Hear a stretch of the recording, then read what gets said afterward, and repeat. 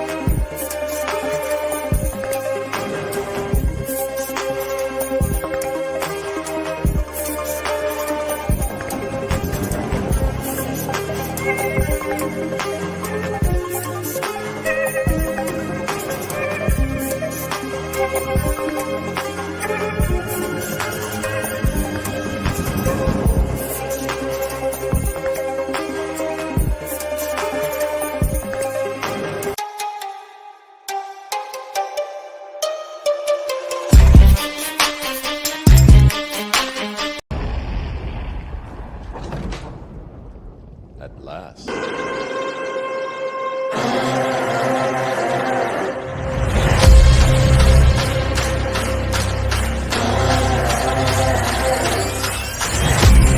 The king's back and the throne's mine.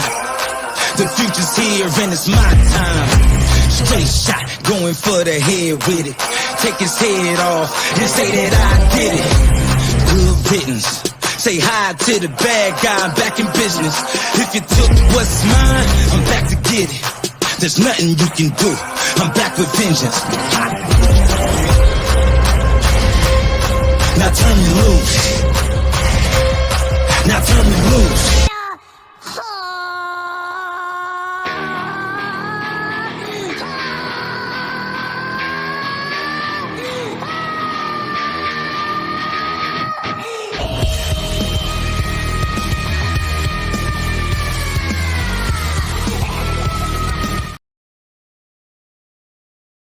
Ooh, hey, what's going on, everybody? I appreciate you. This is Angels represent for the Gray Pill Podcast. We're going to have a great conversation for you. I believe we have somebody new here, so let me go ahead and get this out the way. So, Celine, appreciate you. If you're new, hope you're a subscriber. Definitely hit the like button. It helps us a lot. And also for everybody, make sure you hit the all bell notification, because what happens is YouTube's a little bit silly, so it will unsubscribe from all your favorite content creators. So keep that in mind. Who else we got in here? Appreciate Kanko for coming on through, and we have Inky. I don't know if Inky's gonna actually come on through officially on the panel or not. So Inky, you have the links and everything else.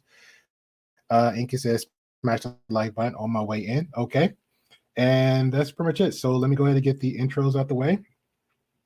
And again, we appreciate everybody for coming on through. And I hope y'all having a great kind of, I guess, fallish winter. Some people are saying in New York, they're not too cold. Some people said upstate, they are kind of chilly. Let us know where you're from, where you're representing. Jersey, New York, Canada, Virginia, Georgia, Alabama, Florida. Definitely let us know.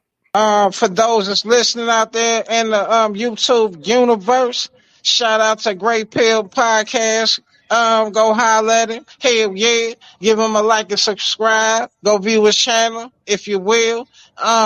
Courtesy of Classic Lights. For all your Spanish watchers and viewers, Telemundo, Univision, Galavisión. Hola, buenos días, buenas tardes y buenas noches, damas y caballeros. Por favor, suscriben, gusten y por favor compartir este canal de YouTube. Cualquier parte del mundo donde están ahorita, por favor. Familia, amigos, o socios de trabajo, lo que sea, por todo el mundo, por favor, suscriben al canal del Gariépy Podcast, de Pastilla Gris, por favor. Muchas gracias. Muchas gracias. Appreciate you, Marcus. We got Celine says she's from Massachusetts. Okay. Represent from my East Coast, up north, guys up there. Kanko said upstate New York. All right. Kanko, let me know how the weather is over there, man, on your end. Is the buildings making it a little bit too colder? We got Peachtree. Appreciate your Peachtree. Let us know where you represent from, Peachtree. Are you like in Canada, Alabama, New York, Massachusetts? Was it Delaware? Let us all know where you represent from. While we're doing that, let me get this little the conversation today, the topic. If everybody don't know him, we're going to pretty much be talking about. I'm gonna have my host pronounce his name. I'm just gonna say JF. because I'll literally butcher names, and it's just gonna make this worse if I even try to say it. So we're pretty much gonna be covering JF here, where from the story about him is that he's supposed to be not legally married, but he is married to his wife. I don't know how long they've been married. We're gonna deep dive on that one. Whereas pretty much talked here that it actually says he's a French Canadian white nationalist. Talk about his personality. Says he's into science, study of biology. He does a lot of political commentary. From what I've seen, he actually has one channel by himself, then another one with his common law housewife. And then another one here. As I introduce everybody, and I'll show this next one. But that's pretty much where we have here. Oh, we have another fellow Canadian in the area. Oh, I appreciate that. I think a good chunk of my supporters is Canadian, so I appreciate y'all. We have one hater over here in the panel, but it's all good. He's still friends. Speaking of such, what's going on, Wes? What's going on? Good evening, everyone. This is the one and only Plaid Pill you will ever find on the internet. You can find me right here on the Great Pill Podcast, where we teach people how to have conversations and not be mad at each other. And Canada still sucks. Well said, except for the last part. And we got JP Angry Ginger. What did it say ye? What's happening? You guys can always check me out on Angry Ginger Productions, and you can watch the new show Progressive Matters that comes out about 13 times a week. Okay, and last but not least, my lovely co-host, Ruby. Well, obviously, I'm from I'll Be That News on YouTube, and you can obviously also find me here on Tuesdays. Shout out to Canadians like myself. Shout out to it's me, Peachtree, in the chat, because we know that Canadians don't suck. We know that Canadians are way better than Americans, but let's not tell the Americans that because they're very sensitive and egocentric. Anyway, yay! Really? Yeah. Really? Yeah. One day, Ruby's gonna be behind the scenes. She's gonna ask me for my address. Be like, I want to send everybody a care package. She's gonna send me a nice big old bottle of Canadian maple syrup. And after a few days, she's gonna be like, "Did you like that grade A camp, maple syrup? Did you like it? It's really grade B." You gotta love the conception that people have of Canada. Like it's like y'all really think it's just this like ridiculously kind country, and it's all maple syrup also. I hear corn a lot too. It's weird. I only hear about the bacon. The syrup is the next one. So, well, Canadian bacon is very good bacon. First of all, it's just ham. It is not just ham. It's just ham. It's just ham cut in circles. I mean, I also love ham, and if you cook ham and female bacon like at the same time, it is not the same thing. She is representing hard. I ain't mad at her. She is representing hard in here. Damn right. And also, it's not poutine if there's no cheese curds. So how about mozzarella and call it. If I'm ordering breakfast in a Canadian diner. And I'm looking for the bacon section. What's it going to say? Is it going to say Canadian bacon while I'm in Canada? No, it's going to say female bacon. Female bacon. Yeah, so there's like bacon. If it just said bacon, it's regular bacon. If it says female bacon, then that's Canadian bacon. So basically, in Canada, when it says bacon, it really means American bacon. But everybody knows American bacon is best. But they have to give you an extra description there for the Canadian bacon. Like literally just different things. And it's not our fault that y'all are just so uncultured and limited in what you guys have to access to that you don't know what female bacon is. I'm sorry for female you. backing. But yeah. Dude, we thought we were coming here to debate about it was really about bacon. Let's get it on. Excuse me, miss. What is female bacon? Oh, sir, it's Canadian bacon. Okay. I got the cut itself, the reason why it's called female bacon is it's just because of the cut of meat. What they do is they cover it in cornmeal, which used to be called pea meal. So it's basically like covered, and that's like the way that, and then you slice it and fry it. So you guys don't know what cornmeal is either. No. Oh my gosh. Yeah, I'm about to get another Canadian on here just in case because we ain't gonna have that. Yo, bring that another 211. Canadian up on here really because good. I don't understand how y'all are We're just not so. gonna do the 211. Americans are so egocentric. It's Well, so I No, frustrating. I blame West because West is spreading the bad juju and somehow is the seas. Right? It's, No, yeah, no, it's it's called infectious. it's called infectious. awareness. It's an Spreading American awareness. Yeah. Mhm. Oh, Yeah. man. So hey, Celine. I'm just moving on off of all of y'all. Hey, Celine, how you doing? Long time no see. Yeah. Prefacing. That's what I do. I'm just doing my best to preface, the conversation we're having tonight about a, Canadian. Okay. All right, fair True. enough. He's So not it's on Canadian, topic. no offense or anything, and I bet you Peachtree would agree with me, but there's a difference between the rest of Canada and then Quebec. Like Quebec it's true. Quebec No, is I've like its heard, own I've heard, entity, yeah. right? Yeah, like, I've heard.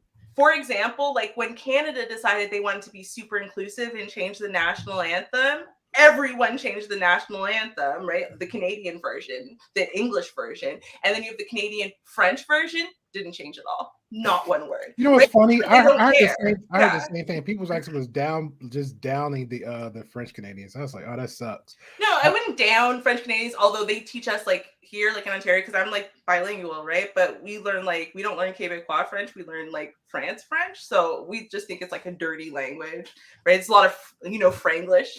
But other than that, like there's nothing wrong. It's just it's a different province. Like that province is a lot more conservative. It's a lot more say old. Well, they keep trying to values a white. They keep trying to separate, right?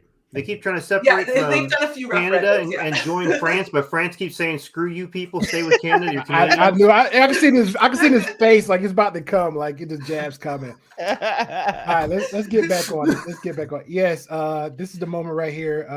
Kanko, yes, the king of cringe. Yes, I think a lot of stuff cringed me right now. I could just see the hate of Cali and Canada on Wes's face every chance he get. Shout out to Don Teasy. Appreciate you coming in through, good sir. Appreciate you. X-Ray, I appreciate you like always. Thank you. Make sure y'all welcome Celine. Celine is a new person in the chat. She says she caught me over there at Tree of Logic. I ain't gonna lie, I love Tree. Every time she dunks on Pearl, triggers Pearl. Yeah, I feel like she's like the other half of the let's get Tree. Is just another space out there that's everybody's actually showing some real truth when it comes to thirsty things out there. So yes, we do. We got a question for Peachtree. Yes, we do. No, we have no question for Peachtree. No question for Peachtree, have you ever seen the Red Green Show? Because Ruby hasn't.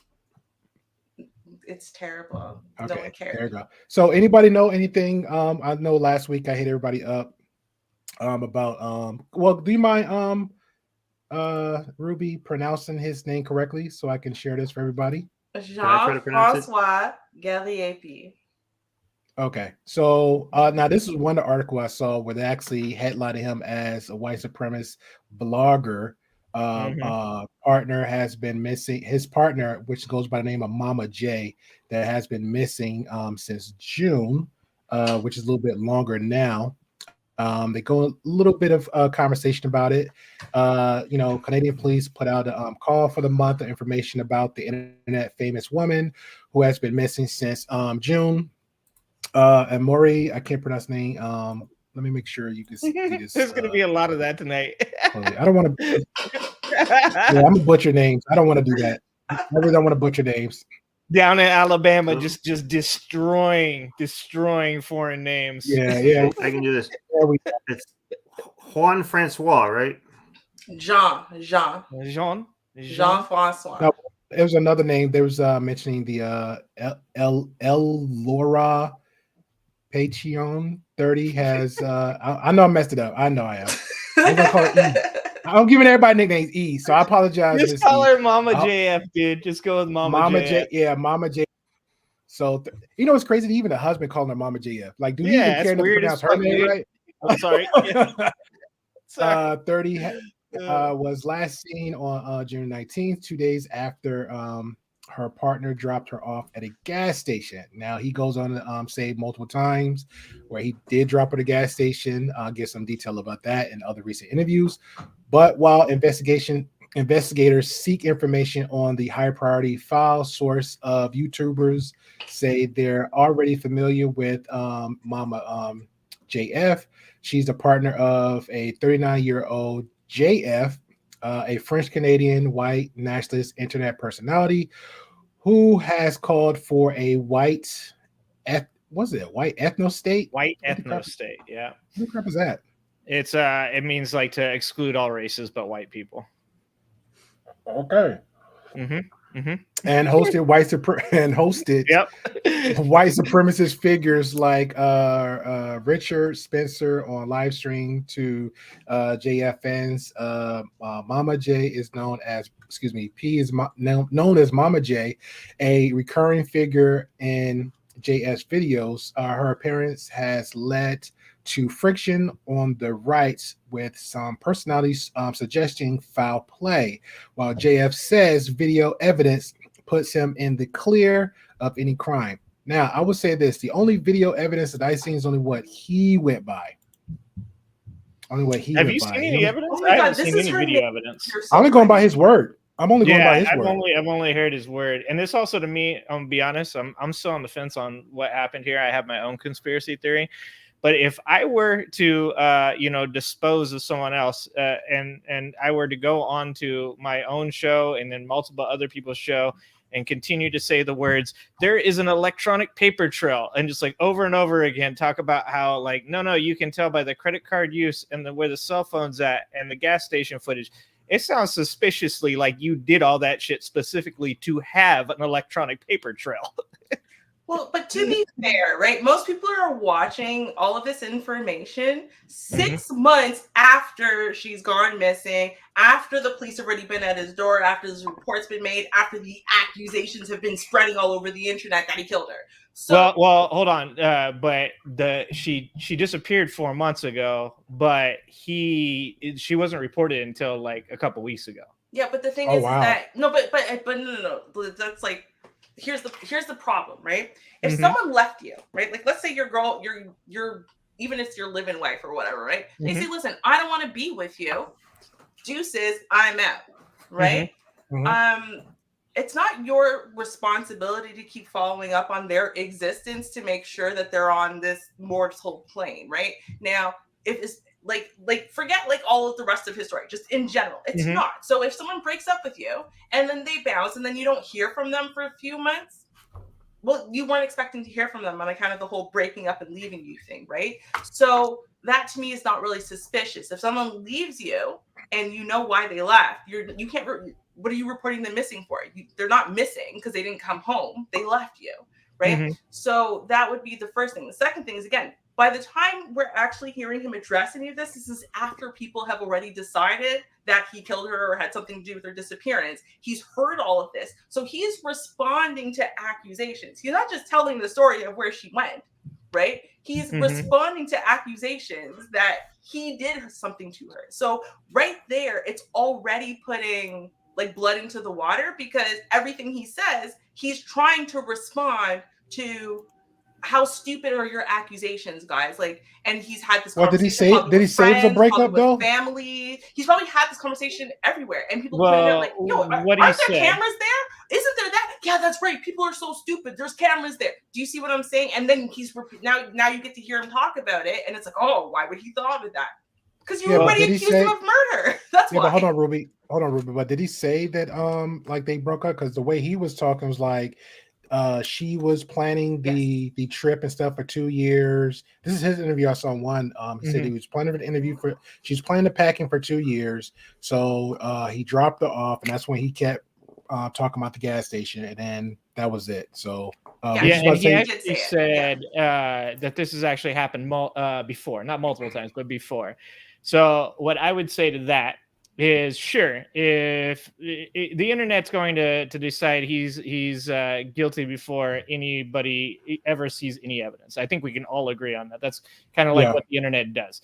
If you say anything that may be slightly perceived as racist, you're a racist. If you have something if you have a domestic dispute with your spouse on the internet, you're an abuser. Like, it's like immediately we always go towards the negative. But one of the things about him, at least what I've learned, is that if you look into his past, there's lots of red flags that go into who he is. There's the 19 or 18-year-old autistic girl that he was attempting to impregnate. There was his time at Duke University where he was accused of sexually harassing a research assistant.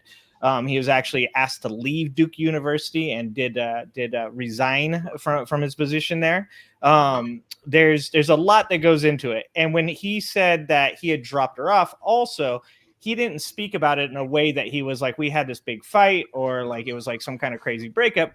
He said it more in the way of, actually, the way he said it was, women, the way they are nowadays, are just crazy and are capable of just doing all kinds of crazy things when men let them do that.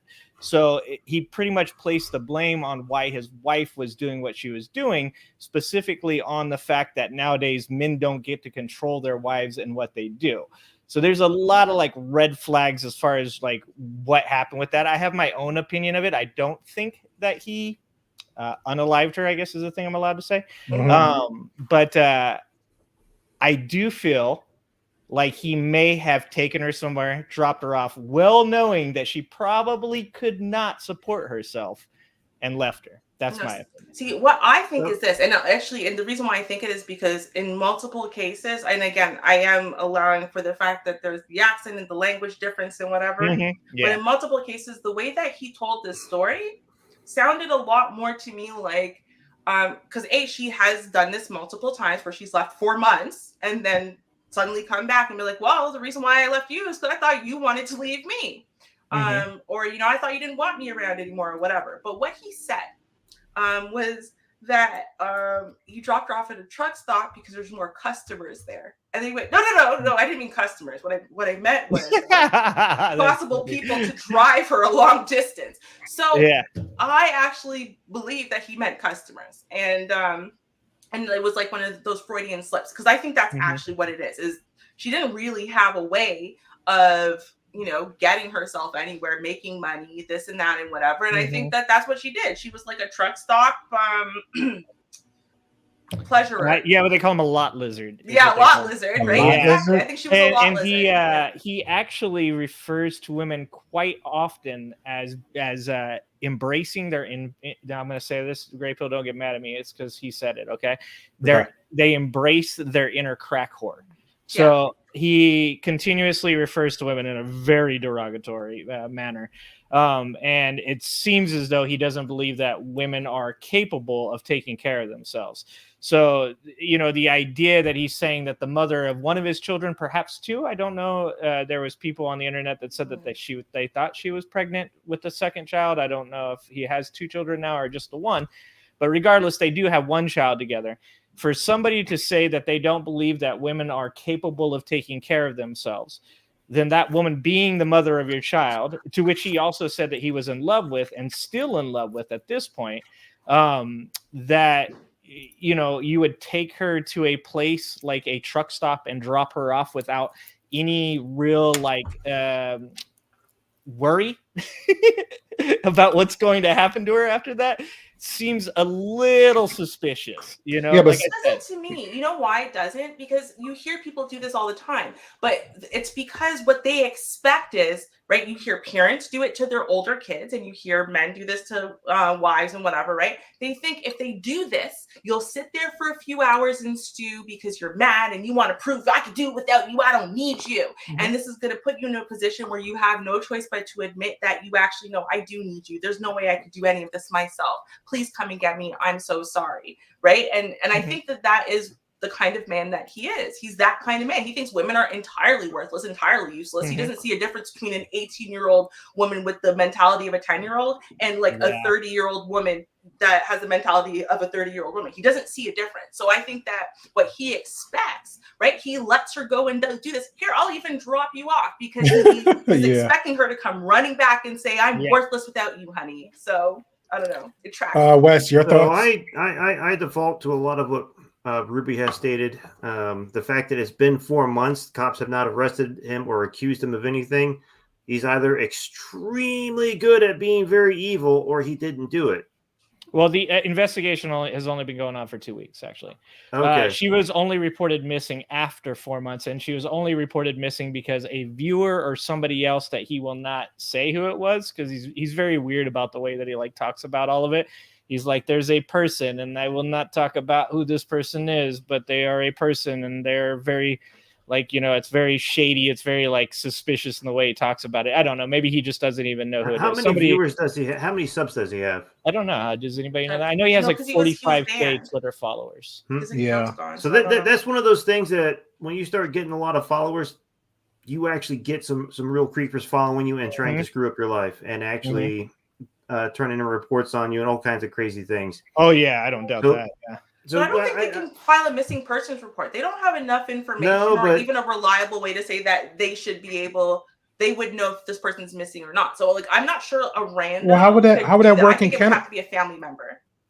Yeah, well, how would that work in Canada though? Because if you but he says he said a viewer filed a missing persons report. Somebody that he was very like I said, he's very obtuse, and maybe like Ruby said, it could just be a language difficulty. But he's very obtuse in the way that he talks about it. He won't reveal exactly who or what the police have told him. And I have a question. Is it the Royal Canadian Mounted Police? Is that your guys' FBI? No. They just right up and knock on the door. It's just the regular police. Okay, because he kept referring to it, and I was like, dude, I can't take you seriously if you show up on my doorstep in that red jacket on a horse. No, hold on. Let me explain something. Hey, there, we're looking for a missing girl there, eh? Have you seen her, eh? A Mountie on a horse is that's not regular police. Regular police, even though they're called the RCMP, look basically like cops from anywhere. Yeah, that's what I figured. Yeah, they have uniforms and cars and So whatever. So yeah, I was just being they just show up in a car and say, "Hey, there, we're looking for a missing girl there, eh?" And you still have to take them seriously. I was just setting Wes up for this. That's all I was going for. So there's OPP, right? And that's where you would see an actual Mountie is in the OPP division. That's like they're more like on a on a greater, bigger level, like province-wide, like say the highways and stuff like that, right? Yeah. And then you would have, like your more city by city police as well, or so it is a little bit different. Now, again, like Ontario Provincial Police, I'm in Ontario, I'm not in Quebec, so I can't really speak to the way that Quebec as a province would do policing because it is going to be a little bit looking for a different. missing good, eh? And yes, Alicia, this is Classic Ruby. What's up, girl? How are you? This is the reason I was saying that was because he does refer to them like he refers to somebody consistently as the Fed. So he is currently still being investigated. Okay. He said they come to his house daily, sometimes twice daily. And like I said, my point of view, and I have a very very small amount of knowledge on this, and generally I do not involve myself in these conversations really at all, but Greypill made me do this. Right? Me too. So if I'm, after what I've seen, making any type of decision onto what I think could or could not be going on here, it seems as though he makes a lot of he uses terminology that's really strange. Like you said, that could be a language problem, but like when he talks about sanitizing his home after 2 days after he didn't, what is it? He streams every single day, but after dropping her off, he didn't stream for like 3 days straight. And he said, "Oh, I came home and I had to put the plaster on the walls and I had to sanitize the house." And then he said some really strange stuff about his refrigerator, where he's like, the refrigerator, it's always packed with vegetables that she eats or I eat, and I don't like that. He says some very strange stuff for somebody that just dropped their mother of their child off at a truck stop. And then this is like, I guess this relationship is over. Like, to me, I think maybe what you're saying about that he might have thought she was coming back does have significance, but he's talking about it like I changed the whole goddamn house around after I dropped her off. Like he was making plans to move on with his life. At least that's what it sounded like. Yeah, but he's that kind of guy. And again, like people do that, right? I think this is what I I honestly think. Significant other though, with the mother of your child. It's easier than you think. Yeah. Like, and I can somewhat relate to this, but when you're at a certain point, you realize, well, I need to prioritize the children here. Mm-hmm. And if you think she's not coming back, you're going to prepare the home back. Okay, well, she's gone now. I'm going to clean it up. I'm going to make it mine. It doesn't mean that he disappeared her. It just means he dropped her off and said, well, I don't think she's coming back. That's what I'm going with. She's going to go live her own life. But see, there's some people that do that. Both men and women can do this. And I actually, unfortunately, it's been happening more commonly with women in recent years. And I think we can, without getting into a whole other conversation there, I think we can place a lot of that on modern feminism. But I've noticed a lot of women, they have children and their brains can't handle it. They say, I do not want to identify with children. I do not want to identify with family. I need to go out and live my own life like I was told to do. And I think it's becoming more common. It's possible that he was going through that when she was in the home, she was destroying the home because she did not want to be a part of the home. And she decided that she wanted to leave. And as you've alluded to it before throughout the conversation, she's gone away for a few months at a time and come back. I've seen lots of guys have to deal with this. Mm-hmm.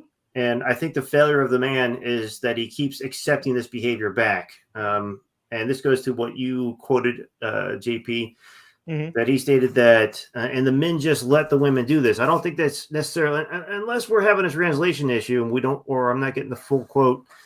This doesn't necessarily say that the man is supposed to completely control women all the time. It's really indicating that the man's just allowing himself to take this abuse and put up with this behavior, as opposed to saying, look, if this is how you're going to be, you need to get going. Hold on. Let me respond. I would only disagree. Yeah, let me respond to that. Then you go ahead. Shout out to Marcus. Marcus says it's called a staging a fake Gone Girl. She might have pulled a simple runaway or escape or a missing search party. That's one. Apex says what the F to Wes, because I guess he felt you talking the side of your mouth. And shout out to everybody else for coming on through. Appreciate you. If you have any questions, comments, bring them to the chat and we will address each of them, as long as it's respectful within yourself in the chat. Shout out to Ashley. Ashley asked, but Ruby already pretty much responded. Ruby said, hey, is that Classic Ruby? Yes, the one and only Classic Ruby. I thought you already knew this, Ashley, because I think he was over here a couple of times. She's here every Tuesday. Anytime I have group conversations, she's here every time we have group conversations. But I appreciate you. A shout out to Big D. Appreciate you. All right. So what you gonna say, Angry? So hold on, because now I gotta remember what I was saying. As far as the control thing goes, so actually he's made like multiple comments. It's not just that one time. No, I would say he's made pretty significant comments as to like controlling women, and he continues to go back to like what a lot of like the red pill, or not red pill, I'd say traditional conservative people say about going back to the 50s. But he says it in a way of this experiment that we're having nowadays. When you give women these types of freedoms, this is what happens. They do crazy things. So obviously, like you said, I'm not going to derail this conversation and get into why I think that's complete and utter BS. But what I will say is that he said it enough. And there was one Twitter comment where one of the people replied to something he said with, "What's up with these women this summer? My girl's on this postpartum BS." Now, first of all, I don't want to even talk about how insensitive it is to talk about a woman going through postpartum in that manner, specifically on social media. But his response to that was seriously just women need to be controlled. And if men were able to tell their women what they were doing, they wouldn't have any of these problems, which once again is kind of ridiculous. He then also went on to say literally that women should have to ask him or the husband before they can go traveling and stuff like that, because then that would limit the amount of stuff that crazy women do. So it's like, it's not just one or two times that I would say that he said it. He seems to, much like I said about like going to look to see if his comments were actually racist or if people were just jumping on him for something he said. Once you actually look into his past, it does seem as though he likes to make comments about controlling women, and it does tend to seem to be a belief that he holds. Yeah, Oh, yeah. because he's a white nationalist. Like, no offense, but that's what white nationalists believe, right? Oh, no, And no, I agree with you. Yeah. Yeah, and to respond to what Wes was saying earlier, I don't know if you're aware, Wes, that this is the second woman that he's with that's reported that the first one had mental illness, and this is the second one has mental illness. So, And he had a third relationship as well with the woman at Duke. That okay, yeah. So it seemed like he had a pattern for seeking out women with mental illness. So this is one of those things that are kind of beyond reproach, beyond question. Like these are women that definitively had a mental issue. Like they were diagnosed. One person at least did, yeah, or one at least did. So there was one, yes, yeah, girl that was autistic, yeah, and he was trying to fight for conservatorship of her. No, her parents tried to stop him from impregnating her and having a relationship with her through the conservatorship. So so that's why they filed for a conservatorship over their daughter when she became of age because of this, to try to prevent this from happening, because it was very obvious. He was saying the reason why people think that, Momma JF or whatever, Laura, however you want to, that's her, Laura. I don't even know why you like Patoine. Like it's like Antoine, but Patoine. Like, it's not that hard of a name. I have no idea how you could not pronounce that. Anyways, like English names we see, Antoine, Patoine. Anyway, I did apologize before doing the after. Somehow the jab is still coming out. I had to. But no, the reason why people were saying that maybe they think she's disabled is because, or neurodivergent on some level, is because she was saying how, and there is there's an unfair power balance to some extent, right? With the whole parasocial relationship thing that people have to creators and whatever, because she was so obsessed with him as a creator and whatever, and so obsessed to having access to him and whatever, that like basically all she wanted to do was just lie around and give him fellatio, and like this was like a thing. She's like, she lost her job, lost her life, lost school. Who cares? That's all she wanted to do was give him fellatio. Like, this is like a thing that she really said and owned up to and whatever. And Mama J? Yeah, she did say that. She said she lost her job because she would literally go and watch his videos, and she does at one point or another pretty much tell him that she's obsessed, and it is a very strange interaction. That sounds very unstable. It does super unstable interaction. So I mean, it sounds like what's his name? Jean-françois has a type. Yes. Yeah. Oh yeah. Yeah. Absolutely. But I mean, if he he's does, but if he's actually trying, if he was in an actual, sexual relationship with a girl much younger than him that was autistic, that alone should foreshadow a lot of things there. That's what he's into. He's looking for someone that supports his belief systems, meaning women. That he believes that these women have to be controlled. He's finding someone that he has to control, or he feels like he has to have dominion over. So I'm just looking up the Quebec age of consent, because I know the age of consent here is 15? actually low. It's in the low range of where, like, when I was 15, the age of consent here was 15. Now it's 16 in Ontario, right? So that's why I'm like, I'm trying to see what the age of consent is in Quebec, because so it's 16. So the thing is, right now here, you see why America's better? Damn. At least half of America has a similar age of consent. There's a federal age of consent. The state. So once the federal law is overruling the state law, a lot of people don't care much about the state law. The only thing that federal laws have to do with are, like, for example, pornography. And those pornography type charges, but as far as your ability as an adult to consent for adult sexual purposes, it varies from state to state. Some states are 18, right? But some states are 16. And I don't mean Romeo and Juliet laws. I mean straight out 16. You can say sleep with whoever you want. So I'll look that up too. But shout out to Celine. Celine, I apologize, Celine. She asked me to read some. She says an 18-year-old is still a child, whether or not it's still legal. I agree with that. No, hold on. I'll let you respond. Shout out to Kanko. Kanko says Grey Pill got the same brain as JF girlfriend. Just to let you know, because you are new here, sir, I don't play that in any other channel. let the other people know in the history. So I'm good with conversations. If we're doing personal attacks, you will get timed out. So that's just first last warning. So all my mods is aware of that. Okay, we live in very brave and bold in this chat. Let you know. I had white supremacists rolling here 50 deep. and all of them got clipped. So, what you gonna say, Ruby? Yeah, I was just gonna say the reason why I wanted to bring up the age of consent, because people don't realize, right? Like if you were raised somewhere where the age of consent is 18, and you know the rhetoric is just very hard. When you're 17, you are a child. When you're 18, you're an adult, right? But when you're raised somewhere where the age of consent is 16, for example, right? Then okay, well, sexually allowed to sleep with whoever you want when you're 16. So you start seeing 16 as adulthood, especially when you're also able to do everything at 18, right? Like in Quebec, you can start drinking, I believe, at 18 still.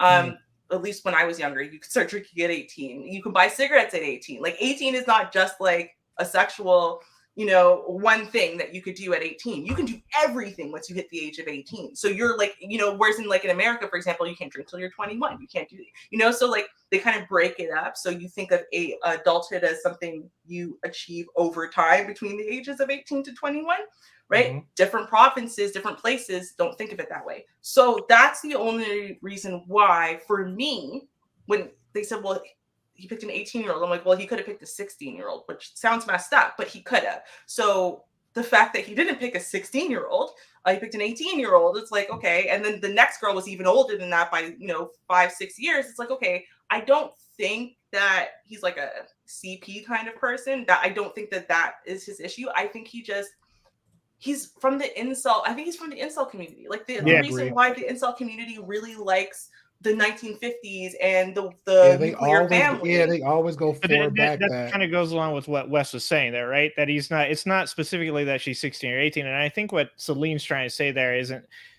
speaking of age, she's speaking of like, the ability to make decisions and stuff when she's talking about a person being an adult or a child. And as we all know, the prefrontal cortex, which you make decisions with, isn't fully developed until you're in your mid-20s to early 30s. So I think that I'm just trying to say what Celine there sounds like she's trying to say is that person is a child still mentally. But the thing about it is, I think I agree more with what Wes was saying there about the fact that it doesn't matter whether that person's 16, 18, 25, or 30, because if they have mental disabilities, they're never going to be able to make those decisions in the correct manner. And they are always going to be perceived as somebody that he can control. So it doesn't seem as though it mattered to him whether they're 16 or 18. No. That's probably just what was available at that time. Obviously, this guy doesn't have like a large, chance to pick whoever he wants. He doesn't have a large assortment of women to choose from when it comes to finding people with disabilities that he can control. That's absolutely insane that I just said that. So what's the age difference between them two, though? Is there a huge age gap between Momma JF and 9 years? That's not big. She's 30. She's 30, yeah. And so I think that really, when you're seeing this guy, and once again, I don't know that much about this man other than what I've seen and looking into this. And the fact that, it's always one side. It's always, it's only one side. It's only what he says, what he presents. And to be honest, I don't even think he shouldn't really say anything, because what the stuff you said is only going by, I guess, I don't want to say a stranger, but one person did a report. That was it. And then it was like 4 months later, 2 weeks from now, then the report officially came out. So it's like, okay. Where are we going with this? Very strange situation, in my opinion. I know you guys are saying that this kind of thing happens. No, it's strange for me. It's strange for me. It's insane that somebody would say that they love somebody. Like when he spoke to the feds, as he calls them, the feds, he said that he was talking to them and, they seem to care about finding her more than I do. And he seems even taken aback by the fact that the feds want to find her.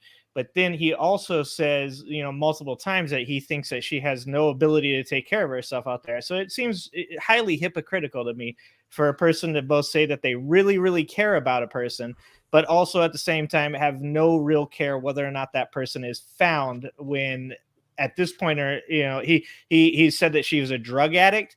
He hasn't said it. He's implied that she's a drug addict. He's implied that she may be living on the streets. And then at the same time, he's saying like, I don't really care whether or not she's found or not. You would think at the least you would want a welfare check on that person. I mean, that is the mother of your child. Well, it depends. Correct. It depends, for example, like on what his vision is, right? Like narcissists, for example, have a very hard time seeing outside of themselves, right? Period. And you know, a lot of people these days, especially like in that incel category, have a very hard time understanding what the actual concept of love means, right? So their idea of the fact that they're sexually attracted to you and you do what they want, and so that makes them happy, that they conflate that with love all the time, right? This is why they're willing to pay for a woman to stay in their presence, right? And they think that's totally normal. So I think that when you do combine that with like a narcissist, right? And I'm not saying he's innocent. I'm just saying I can see him being innocent, because a narcissist would be like, well, she said she was going to stay in contact with me. This isn't going to be her just running away and whatever. She wants to explore life and grow and whatever. And then she turns around a couple days later and then says, yeah, actually, I'm not staying in contact with you. I'm going to get a new phone. You won't be able to reach me. I'm done with you. Right now, from a narcissist perspective, let's say this really happened. They have the records of it, right? So let's say it really happened. A narcissist, that is like an unforgivable you know, betrayal. That's worse than sleeping with someone else, right? Like you betrayed him in like every possible way. So for him, you'd be dead to him. And when he got those text messages, he turned around and said, you know what? I'm cleaning her out of my house. I'm done with her. Right. And that all would have happened around the same time. To like a narcissist, especially, they wouldn't be sitting there pining over this person and crying and be like, why, what happened? Because you betrayed them. And that betrayal, like, they'll cut you out of their mind, cut you out of their life, cut you out of their soul. Right. So he's not a normal person. I think we can all admit at least that much. We all know he's not a normal person. So he wouldn't approach any of these types of things like a normal person would. He, you know, on his end, he went by. Every time somebody addressed anything, especially stuff that y'all say in interviews that I've seen, he will say stuff like, "Oh, they're not very logical. I'm the most logical person, so I don't see why. Like, you know, if she leaves, she leaves." And I didn't really think too much about the mother, you know, the child part, angry, because again, the mother of my child, I'm dropping her off. You're like, yeah, I get it. We might have the moments like, all right, chick, you say you want to hike? Okay, cool. We're gonna hike. I'm gonna drop you off. Okay, I drop you off, and as I'm driving, I'm like, hey, you still don't want to talk about it? You still don't want to talk about it? You still don't want to talk about it? Drop you off. Okay, let me clear myself. Let me call, text. Let me try one more time. Let me talk to you, even if she leaves, because he mentioned that her parents. Let me let the parents know, like, hey, I dropped your daughter at 38th and 3rd. She's walking here. She's walking here. I think I need to call. He did? Yeah, he did that. He? Yeah. Oh, okay. He contacted her parents and said, I think she probably will be traveling towards you because I dropped her off at the truck stop or whatever, right? She said she would be going east. Y'all are east of here, so I think she might be heading towards you. I don't know, though. She didn't give me an itinerary of her plans. So he did actually contact her when he dropped her off. Like when he contacted the parents, the family, when he dropped her off. So at least from what he says, he did do that. So, and that's what I mean. I think part of the issue is it depends on what clips you've heard and this and that and da. So, you know, and like I said, I think that part of his issue is, and again, I this is something that narcissists do themselves all the time, is they think that they're the smartest, most cleverest person ever. And they just think everyone else is stupid. And so they think that, well, if they just explain the logic to you, you'll see it exactly the way they do. And then you'll see why you're stupid. Which again, he can't see how, well, actually, no, the way you're trying to get ahead of everyone's questions and trying to get ahead of this and that and focusing so heavily on this and this and this and the points that make you innocent and not focusing on the human points that would make you seem like a human being, it's making everyone think for sure you did it, right? So I think, but if you listen to all of the different, because I've listened to a few, right? At least reviews of interviews. And it comes down, he said that he called the family, whatever, he was still in contact with her. So he didn't lose contact with her immediately. And then unless he was making it up. Well, he could be making it up, right? Yeah. But in Quebec, I thought somebody said too that she might have money left to her from her parents. Are her parents alive? Parents alive. They're alive. But here's the thing. So everyone knows. Yeah, Quebec, I thought somebody said something about that. No. Yeah, in Quebec, as of September, a law was passed for missing persons specifically that allows the RCMP to access all phone records without having an active investigation. So He mentioned that. He did mention that. Right. So he would know. There's no point on him lying about what the phone records say and the text messages say and what. There was no point on him lying about it because he knows that they have access. They could go and ask tomorrow easily. Hold on. New York, appreciate you. The title's in the thumbnail. The title's in the subject. JF, a guy who got pretty much who's caught by common law marriage to a woman and dropped his wife off. According to him, that's what she wanted, so she can go hiking and frolicking, or I don't know whatever. And she's been missing for like the past 4 months, and now it just recently reported that she's gone missing.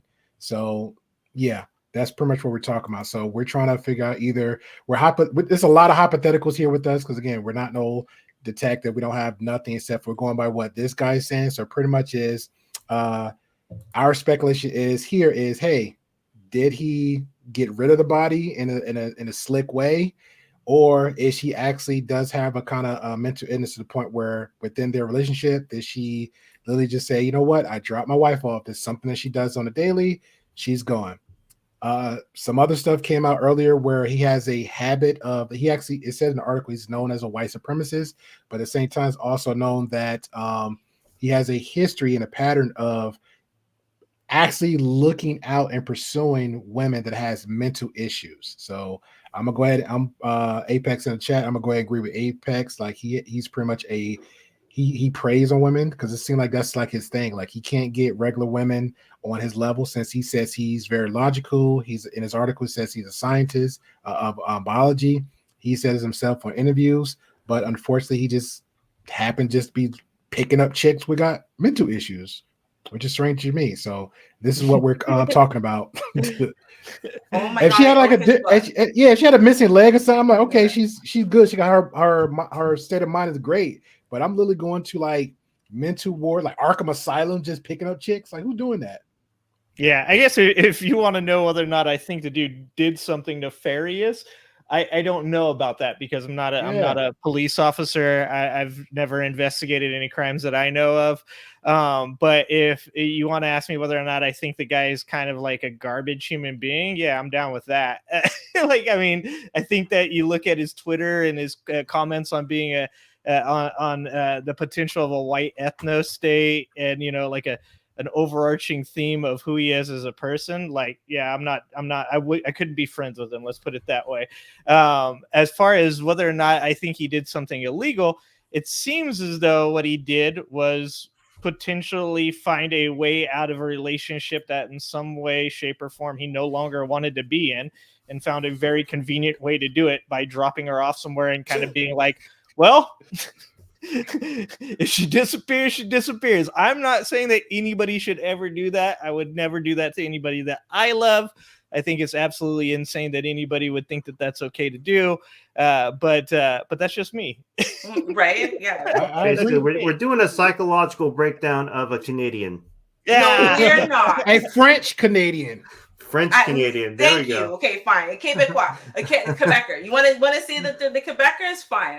I maybe I can agree. Peachtree might not agree with that. I can say fine. Maybe it's all of them. I don't know though. I don't know. It's not Ontario. Yeah, Marcus said about whether or not she'll turn up or not. Like that's a possibility too. But if you're taking what he says, like at face value, it seems as though he somehow pulled her from. Once again, you want to get into how bad this guy is. It seems as though he found her. He talks a lot about drug addiction and who she was with and all of these things, and makes it sound as though she was homeless when he found her. Yeah. So it's really weird. But what he's saying there about maybe or maybe not she'll just show up one day, that's kind of goes along with what I'm saying here, is there is a potential chance that if this person had addiction problems from before, that, you know, putting her out on the street and just being like, go for it, go do your thing, there's a good chance that she returns to that life, and you end up having a person that, you know, potentially has addictive behaviors is going back to those behaviors. So it's doing what she loved, friggin'. Yeah. I mean, yeah, but like maybe that's the thing. the thing is, right, is because he's already a villain, and I mean, there's so many things about him. We haven't even talked about like his association with Jeffrey Epstein, right? Like we haven't even talked about that. Oh wait, did he have something to do with Epstein? Yeah, he did. Actually. Oh, Ruby. Really? I thought I wasn't going any further down in my opinion. No. Why'd you wait so long for this? Yeah, he received $25,000 from Jeffrey Epstein. Oh my god, dude! Yeah. Okay, he did that shit. Never And the mind. way he talked about it, was like the allegations were already out, but he wasn't convicted yet. Like that's what it sounded like he was saying when he was talking about it in the interview. Was that the allegations were out about Epstein? He just wasn't convicted. That's how you know he's a narcissistic psychopath. Because if he had any brains whatsoever, he would not be doing any interviews. He would not want to bring any more attention to himself because he's gonna friggin' do those things that yeah, we all know about that now. Ruby, what we have here? Because you had sent So me this is his book. Like this is actually this is his book. Like, and I mean, it was known and actually purchased before now and rated pretty well. Like you can see it, right? Yeah, he was a researcher at Duke, so he's a biologist. He's definitely he has some credentials for sure. Yeah, like he's a neurobiologist, but even like his theory here is interesting because it talks about. I actually have his book, so this is why I was like, oh my god, I can't believe I actually own this. I own this book. That's too funny. Well, because I'm like. No wonder why Ruby's saying you didn't do it. Oh, no, I didn't realize it till just now. She's still hoping for that autograph. No, literally, I just saw it. I'm like, oh my god, I own this book. I know I do because I'm a neuroscientist, right? So this was an interesting theory of evolution, which was that basically the planet. It's a psychological breakdown of a Canadian. No, what it is, it has to do with the fact that basically he thinks that there was another species, like of humans before humans, and that basically from them playing around with DNA and doing the stuff that we do now, the modern science stuff, they basically brought their own downfall, and how if we're not careful, we'll do the same thing, and then so like he's basically kind of like anti-Big Boom, which is interesting for a PhD scientist, right? So even when he published, dude, he just book, got weirder. How did he get any weirder? Oh I don't know. That's what it was like. Greypill, you did this to me, man. Yeah. Hey, I'm down this rabbit hole too, because after this done, I might just do the reaction to interviews, because the interviews was actually interesting for me.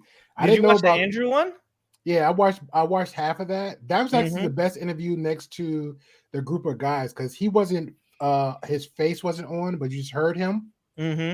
That was a very telling interview because he was exposing a lot. Andrew had like really good questions, pretty much versus the other one. So I'm not gonna say that name, but I will react to that one because but with was it Chudge Logic? Because Chudge Logic reacted out. That was a good one because he brought more perspective to the conversation, and then he had like another take on it. So those are three I'm gonna bring up on that one. But he had people actually, his channel is going, but they had like some of his content still out there. People was actually just like posting up there or reacting to it. So that's pretty much all I got. Then somebody actually had her name in TikTok, but it wasn't her though. So people just, I guess for the clicks and baits on TikTok is throwing her name out there just cause. But yeah, I didn't know about the whole Epstein thing. I definitely didn't know about the book. That's very easy. But he said something to Andrew that cracked me up. I just would like wrote a note for that. It was he starts going off on Andrew about how something Andrew asked him triggers him, and he's like, this is why, because you can talk to white men like this. You can say this about white men. And I'm like, you're talking to Andrew, bro. Like, Jesus Christ, you're preaching to the choir. Like, you think he's accusing you of stuff? Like, he's the first person to use that defense. Like, I was like, holy shit, I can't believe I'm actually hearing this right now. Like, even Andrew was looking at him like, do you know who you're talking to, right? We're friends. Andrew who? Andrew Wilson. Yeah, the Crucible. He's on the debating space of YouTube. But low key favors Pearl. So he's out. He's a verdict. He's on a verdict for me with that one. But he low key favors Pearl to some extent. Oh, 100%. Like he's just that type of dude, and that's why it was so weird for that guy to use that defense against him. He's like, yeah, you can say that against a white man, you know. And he's like, yeah, that's my argument. Like. I'm with you on that. It's a really weird moment. Most of these interviews remind me a lot of like the Andrew Tate kind of stuff, where it's like, why are you even talking about this? So even if it's like, even if he didn't do anything, he's just bringing more and more like, and maybe it's what Ruby said, maybe it's like narcissism or something, but he's just bringing more and more to him, more spotlight on him. And maybe he's making money off of it. He says some really weird stuff about where he lives, that he lives in a house and it has very high security and he won't allow the police to come in. And he speaks about it in a way like he lives with other people. Do you know if he lives with other streamers? I don't. The way he was talking, he got his own house. Yeah, the way he was talking, he got his own house. He said, we're a house of programmers. We stay up late. I don't know what that means. That could be just like virtual room and everybody. Yeah, maybe he's just talking about people on the internet. I thought that was really strange to if he had a kid and you know this other person lived with him, that'd be pretty strange. But I don't know if it can get any stranger. I don't know. You guys have been blowing my mind already. So I sent the link to you about where he specifically talks about being linked to Jeffrey Epstein and willingly accepting his money and stuff with the exact minute marker. What's the time step again? I'm sorry. 118. Hold on, I wrote it down. 118:23. All right, 118:23. 118:23. 118:23. Yeah.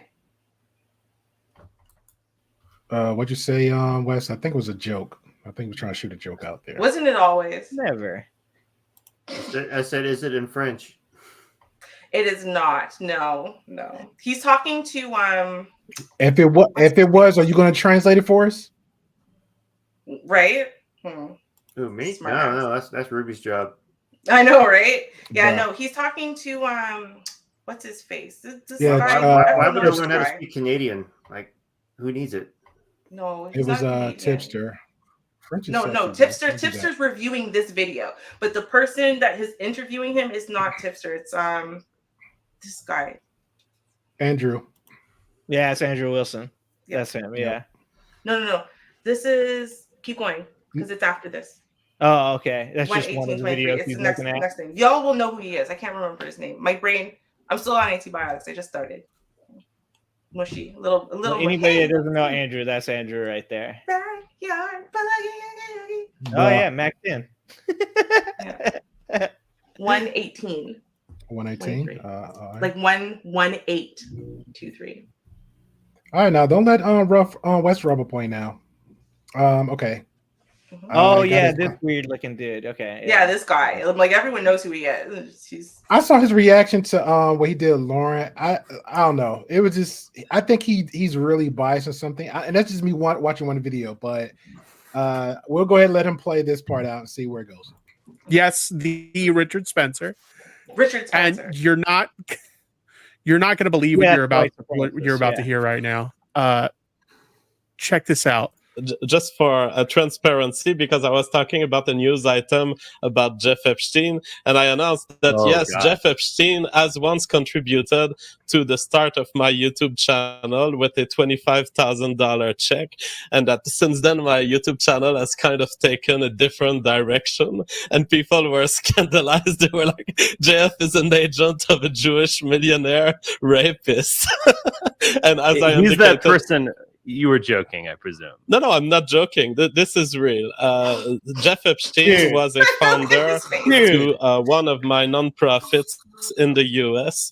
with a $25,000 check in 2015, I believe. Wow. What the hell? This is the Jeffrey Epstein who... The white supremacist doesn't know what to say. Right? Even he's like... Because even in his moral system, like, you know, little girls are off limits.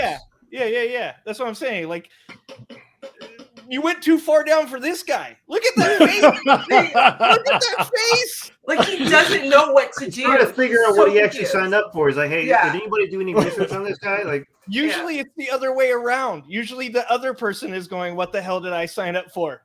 Right. That's so funny. Yeah, I don't know. Even the chat was like, even the chat. Epstein?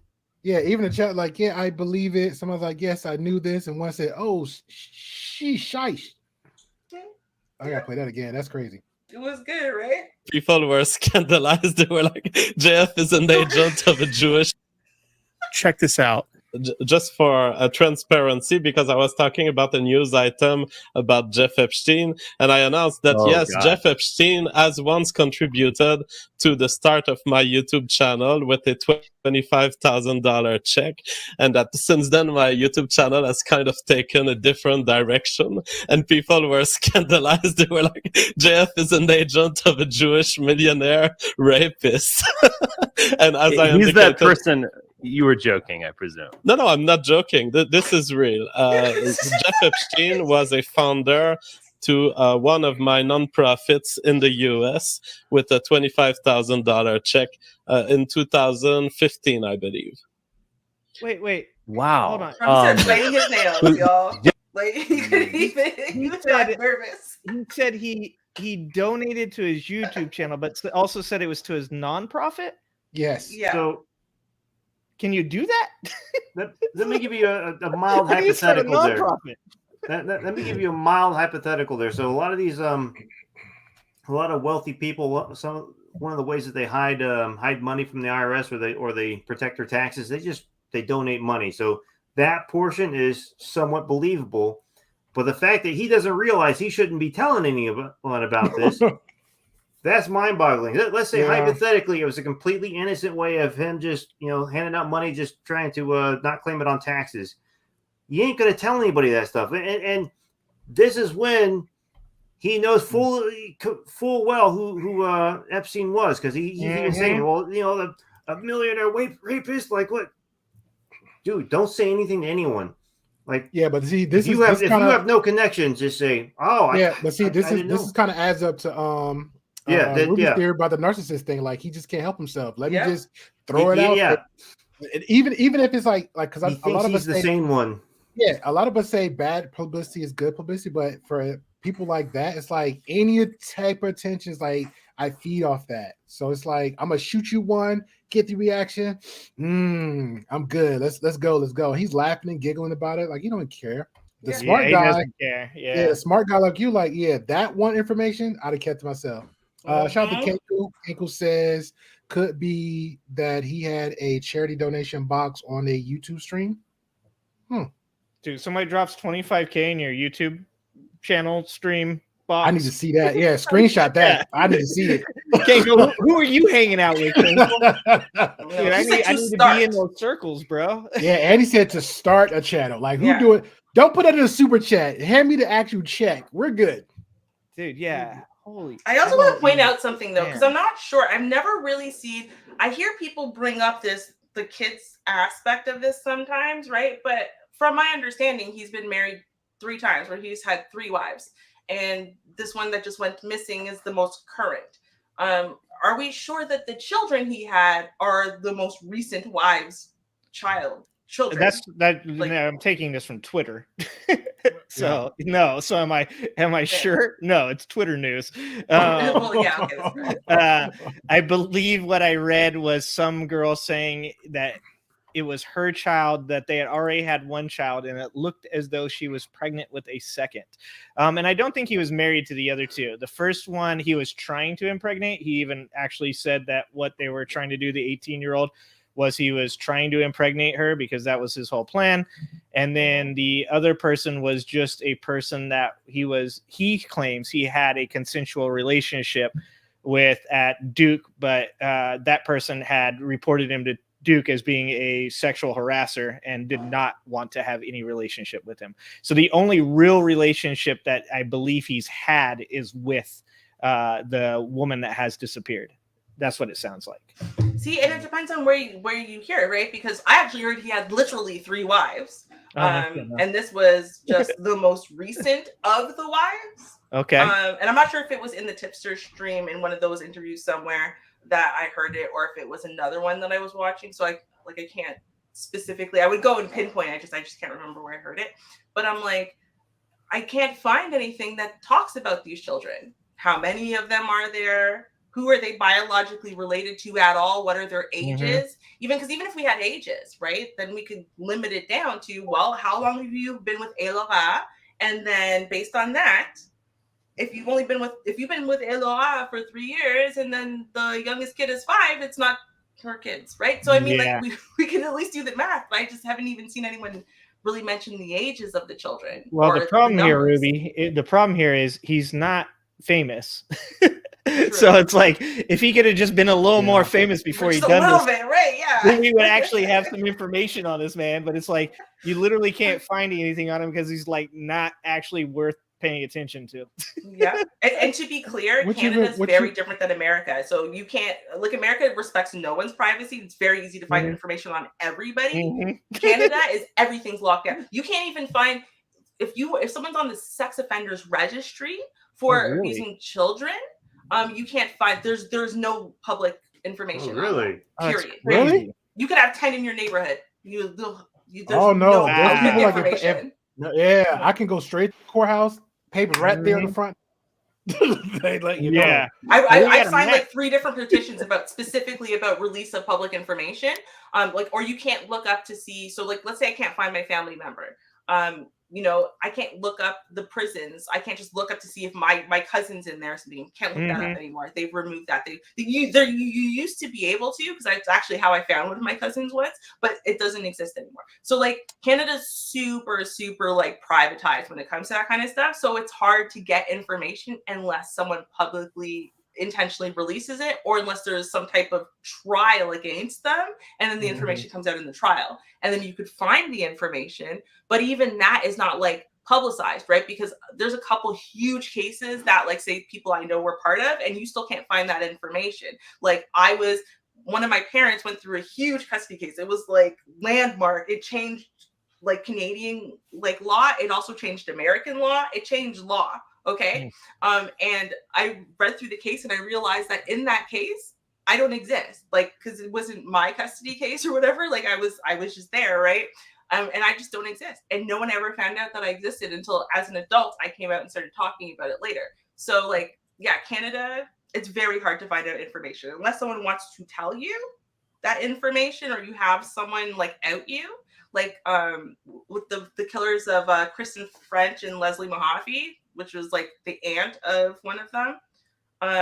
When she got out of prison, Paul Bernardo's wife, when she got out of prison, the reason why we found out what her new name was and where she lives and that she had kids and stuff is because someone outed her, not because like, they told the public to make them safer. Like, no, over here we need to, if it's with killers and children, we need to know. Shout out to Chickaboom. Chickaboom says she has been on his channel for 5 years. I didn't know he had his channel for that long. Right. Okay. How long was he with his now ex-wife? That's missing. She out the house now. So by common law marriage, he's out. They're done. Yeah. That is weird, man. Right. And like, are any of the kids hers? If so, how many? Because I mean, if you've been watching for 5 years, you might know, right? I know all this. Yeah, I need to look into. I've been watching for today. That's probably why. You know what? That makes sense because the rules of common law marriage is like 5 to 7 years wherever you're located, where you are residing at. So that makes sense for that timeline. But I don't know about the children. Chickaboom says for the amount of time. Yeah. So in and out for about 5 years. Okay. Yeah. Well, I mean, because it depends. Like common law here is actually significantly less time than that. Like in Ontario, significantly less time than like. Start stay serious 5 to 7 years. If you and your girlfriend or whatever living together, paying bills, whatever, even if they're not paying bills, y'all just live together. 5 to 7 years, common law marriage instantly. That's way less here. I'm pretty sure it's way less here. Common law, like 5 to 7 years is a really long time. I feel like it's like closer to like 18 months to 2 years. Well, really? I'm pretty sure. Hold on. Oh heck, no, I'm gonna keep my apartment all to myself. Okay, no one gets to stay here with me. So in Ontario, so it's where I live, 2 people are considered common law partners if they've been continuously living together in a conjugal relationship for at least 3 years. If they have a child together by birth or adoption, then they only need to have been living together for 1 year. Oh, wow. Yeah. Oh. Chickaboom says they have 2 kids with him and one is around a year old. Wow. I think that's probably why a lot of people in chats I've seen during the interviews just kept harping about the child, because it's like, and even point to Angry said, like, hey, if I'm dropping off the mother of my child, like, I'll be more concerned of you where you going versus like me being the emotional heat of rage just dropping off my the mother of my child some random spot. Because again, you got a child to raise. This is how we created. Yeah, even if I have problems with my wife, my significant other, if the feds show up at my house and are like, yo, we're investigating whether or not, your mother of your children is potentially dead, like, I'm pretty concerned. I'm going to at least be willing to cooperate in a way like the way he is now. And like I said, I'm not accusing the man of anything. Like I said, I've looked at his stuff today. That's it. But from my point of view, it's really strange for a person to just be like, well, I just don't really care whether or not they find her or not. That's on her, just specifically because of kids. Like, what are you going to tell your kids when they're grown up? Oh, your mom just kind of disappeared and I never really gave a shit. So yeah. Well, usually, the mom ran away because she didn't love you guys. Yeah, he's real casual about it. Yeah. Oh, she packed up. She planned this for 2 years. She packed up everything else. And Andrew was like, "Okay, she did all this for 2 years. So, what stuff did she? Do you know what she had for 2 years? What kind of pack? Because the article says here that she only had like just a bag, and it was like, yeah." It sounds suspiciously like he was just like, here you go, I'm dropping you off later. Like, I don't even know if she even knew she was going on a hiking trip. See, I want to see it in French though. I really want to see. Here's the problem, right? So because some of these words, right, like the English language is actually really lacks specificity sometimes. Wow, it's actually an issue I have. Very contentious night. No. It just does. You know why? Because I never learned English. I also didn't really need to learn English. I learned in school. I was in French immersion, so they taught us everything in French. English, like. I didn't even take a class where you did something in English until like the 5th grade, and that was only English. But I didn't learn English the way like you would learn English grammar. I learned French grammar and stuff. So what I'm saying though is that there's a lot of in the French language, right? Unlike in like the English language where we try to simplify everything and like we don't use such specific language. We don't care. We don't need to say minuscule. We could just say small or tiny, and that's fine, right? But like in the French language, I noticed there's a lot of different words. So he might have said this word and then tried to translate it into English, and that word is plan when it didn't mean plan like that. It might have meant something else, but the way he was just trying to translate it in his head, that's how it came out. That's why I'm like, sometimes I think he's saying things and he's being demonized. Everyone really thinks he's guilty when I think it's just a failure to communicate. Translation error. Yeah. Well, and he's a weird dude too. Like I mean, even with the language barrier, he's also like a quirky, strange dude. So that could also play into like how he talks and the words he chooses and stuff like that. Like, it's so funny. The other guy I was watching was talking about, he's like, yeah, everybody has their quirks. I wake up in the morning and I record the high and low temperature for the day. And I was like, that dude's probably got bodies in his basement. It's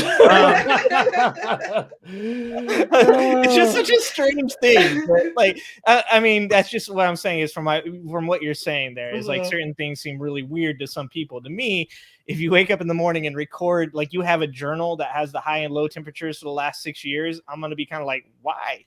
Right. What? That's weird. Like, why would you do that?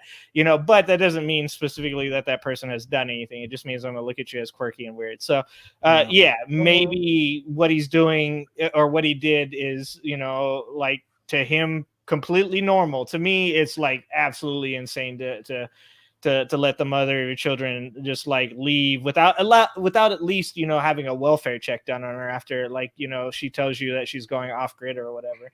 So. That's my point of view, and like I said, I still feel kind of like he just pulled over and let her out the car and then was like, later. maybe growing up in the wilds of Canada, he just didn't grow up with like normal social understanding and really. That's Dances where you're going with this, dude. Yes. Dances with his PhD education. He just didn't grow up with what society. Wilds of Canada. He didn't have much else to do but read. The wilds of Canada. The wilds of Canada. His friends were books. Yeah. Apparently, argue society here, right? Like we have the suburbs and the big cities and people. Western the country. Yeah, I got plenty of civilization around me because it's still America. This is not the wilds of Canada. Most of America is far less developed than where I live. That's for sure. I'm just saying. Most of America. There's a She's lot talking of about America. Alabama. What? I am actually. It's a lot of the South. Let's be real. The South. Emotional damage. In the Midlands, also. Yeah, this is the night. Y'all want to come and listen? I didn't say anything. We're West all night. We're West all night. Oh man, we're just making straight shots my way. And it's just deflect. I don't know what I do. What did I do, Lord? It is what it is. But no, you know what? Listen. I think here's what I think really happened. I swear to God. Now, this is not anyone's theory but my own. You'll be able to tell because it clearly comes just from my own thing. Mm-hmm. Okay, this is what I think. I think that he's broke because if his job is YouTuber and none of us knew who he was until like a couple weeks ago when they reported that this white nationalist YouTuber's wife went missing and he didn't care for 4 months. That means he's probably not making that much money. I think that what he does is he gets these women, as we all believe, right, that are easy to mold or control or to gaslight or to whatever. And that's what he did with Elora. And what he did was convince her. She seemed like maybe a little bit bipolar to me or something. She did seem like she maybe had some extremes to her. But I think he had her prostituting. That's what I think. For real. And I think that's why he called the truck stop customers. I think that's why he also, this is why I think he actually expected her to run away because I think she's done it before because she doesn't want to really be doing this, but he gaslights her into it and then she does it. And then before she's run away and said, screw you and da-da-da-da-da, and then she's come back, with tail between her legs and because she loves him, because she misses him, because she misses her kids, who knows? And this was another such night. He dropped her off, whatever. And she didn't want to come back. And so maybe he came back in a different car, or maybe he never came back at all. He let her run away and he didn't check in on her because he's furious because he needed her to go and sell herself and bring him back the money so he could pay the bills. And when he lost her, he lost that avenue of income, and that's why he didn't care at all. And he's probably secretly wishing that something terrible happened to her, so that way he can feel vindicated by if she had just listened to me and she had just been a good little pro out there, everything would have been fine. It's because she wanted to rebel. Proves everything he says right. So that's what I think really happened. So I would kind of blame him, but like in that kind of way. Yeah. So that's a good one. And hold on. In Canada, so in America, if you're taking care of somebody that has a disability, you generally get some type of like SSI or something like that. In Canada, do you guys have anything like that for taking care of like disabled people? Do people get paid for that? Well, like yes, but also someone who just has like say bipolar disorder. They wouldn't really qualify for. Well, I'm wondering because I don't see any proof that she is, disabled in any way, but people seem to think she is. Now that might just be them putting it on him because that's who he goes for. But he also makes a comment at one point or another that she has to sign for certain things with him. Yeah. And that made me think about whether or not she was getting a check. Oh, probably. She's probably getting disability herself or welfare, one or the other, right? And he wants to benefit from that, so he continues to need her signature. So that's what I was wondering. Is so just to go along with what you're saying there. I mean, if he's not making any money off of YouTube, you don't really make a lot of money off of YouTube unless you have a lot of views. I mean, you really have to have, even to get the sponsorships and all that type of stuff. People tend to think that, like, people all the time on my chat, they're like, yeah, well, it must be nice to do YouTube. I'm like, no, I work 40 plus a week, dude. Like, YouTube is for fun, man. Yeah, like, it's a hobby. I'm not making $1 billion off of YouTube. But they tend to think that, but he's probably not making any money off of YouTube, to be honest. And so, to just go along with what you're saying there, if he's not making that money from her, and then he's also not getting the check, and you got 2 kids living in that house with you too. Oh, kids. Sorry. Also in Canada, We have something called baby bonus. And for each child you receive, it doesn't matter if you work or not, you get paid basically for keeping those children alive until like the age of like 21 or something. Hold on, how much is it bi-weekly, bi-monthly? So it's like a monthly check, right, that you would get. And how much you get would vary depending on how much money you make. So if you make a lot of money, your checks would be smaller because you need less. If you make nothing, like say you were on welfare, your checks would be huge. So like I know people who make like $3,000-$4,000 a month. They were able to make $3,000-$4,000 a month between welfare and their baby bonus alone for like 2 or 3 kids. So Canada, here I come. Yeah, you can make a lot of money actually. And so if she was the one claiming the kids, right, then she would. Hold on, let me go ahead and bring It would West be her down, baby 'cause bonus. She might need to sign things because you have to update you'd have to update yearly, right? Like in kind of like tax time, right? You'd also need what to if do she your taxes comes up to keep missing? it. What if she comes up missing?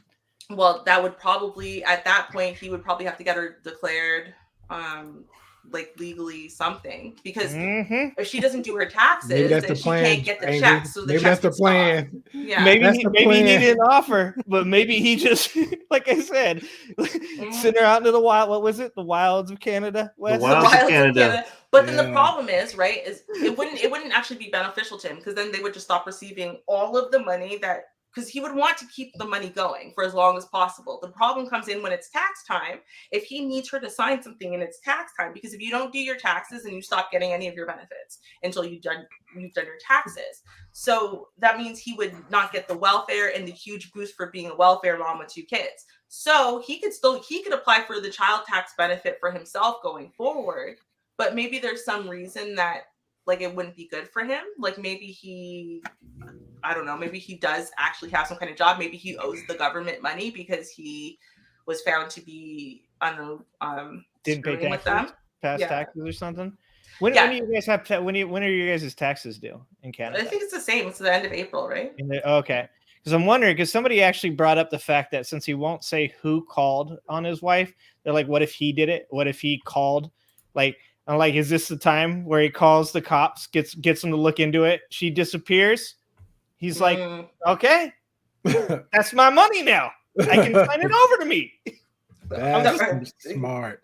Well, that would only be now. Some people are saying that, oh, well, she had this, this settlement, this money, right? Like she's like a trust fund baby. But the thing is, I think that's bullshit. And the reason why I'm saying that is because a lot of YouTubers do this, where they lie about where their money's coming from, and where their money's really coming from is either welfare or disability, something government, right? But that's not going to give them the status they want, right? So they need to claim something else. And so, oh, I'm a trust fund baby, right?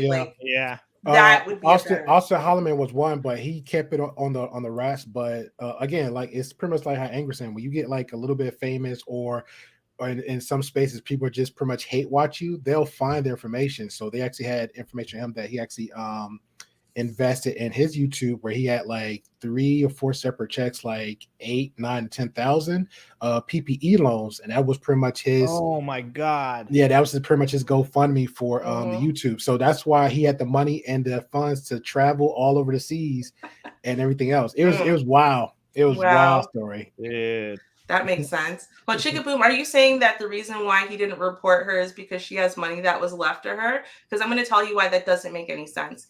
If he reported her missing, right, all of her money would go to her children or to her spouse. Now, you might have some type of issue with the claim to the spouse, but it would be for sure that those kids are hers.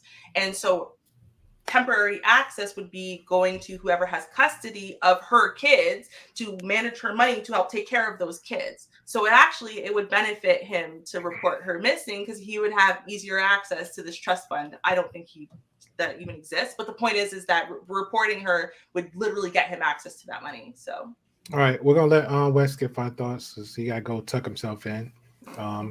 Apparently there's no beavers around or no maple syrup to swig, so he can't get sleep like the other Canadians. Other Canadians can stand up a little bit, but Wes I gotta go night. No, I gotta wake up early. I'm actually a night person, forced to live in a morning person world, and I just have to make sure I get enough sleep. But Another wonderful conversation where we can sit, we can talk, we can dissect something, and people really need to see these conversations. And this is 100% the reason why it's safe to blame Canada for everything. Really? I wasn't nodding at Wes. I was nodding at Chicken Boom's response. Anyway. Okay.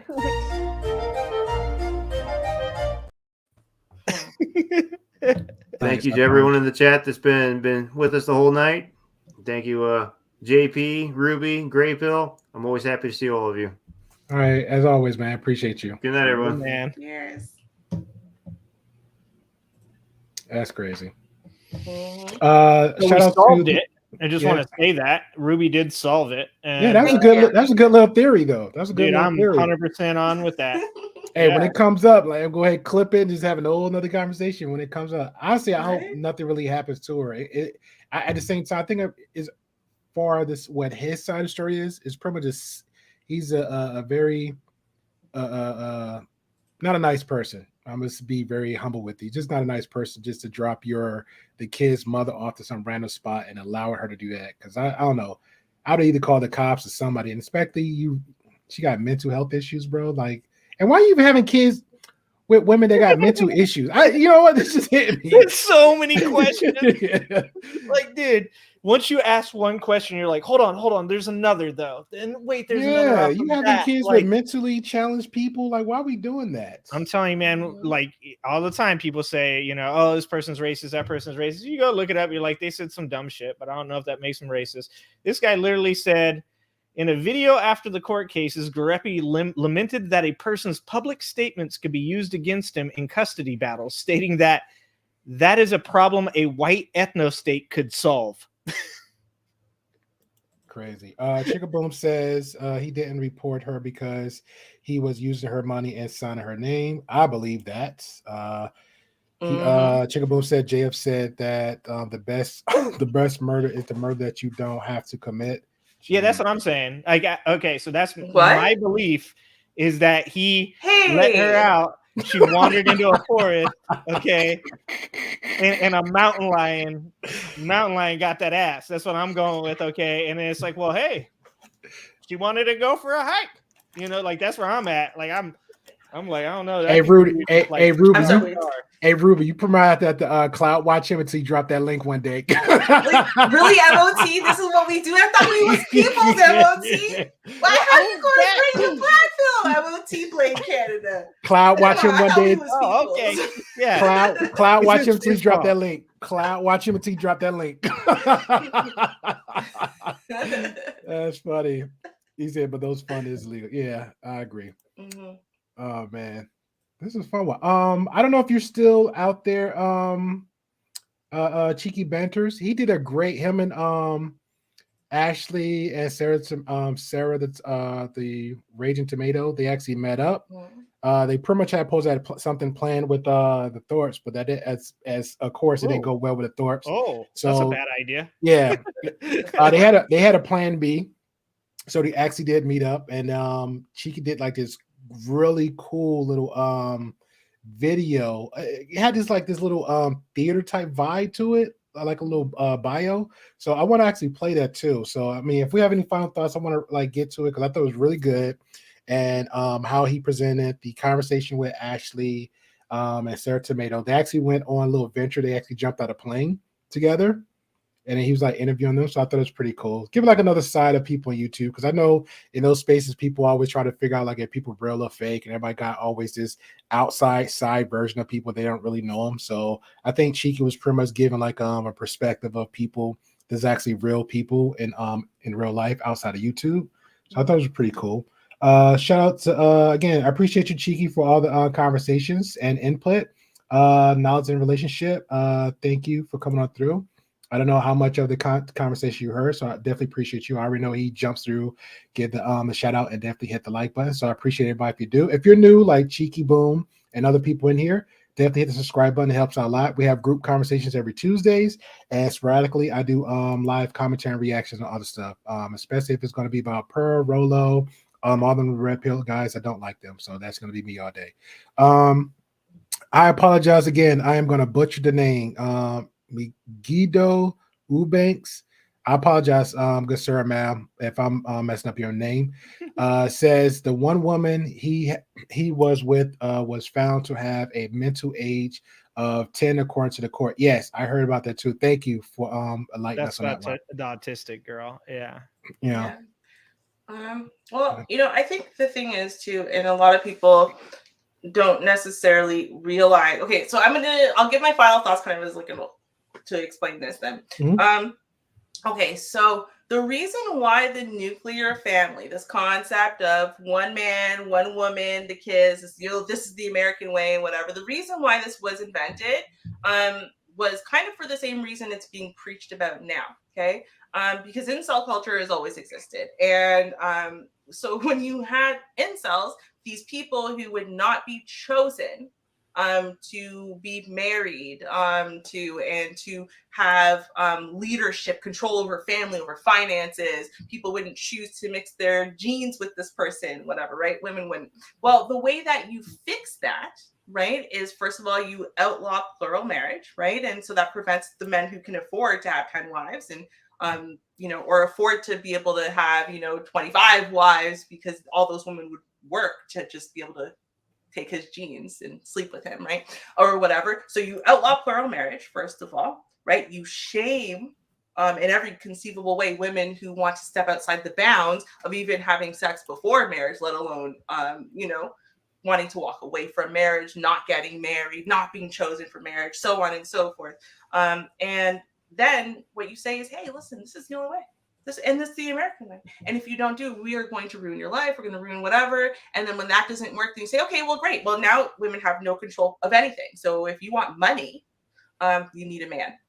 If you want property, you need a man. If you want an inheritance, you need a man. If you want to be able to get from A to B, you need a man, right? And so this is where that actually came from. It actually came as a solution to solve the incel culture the first time around.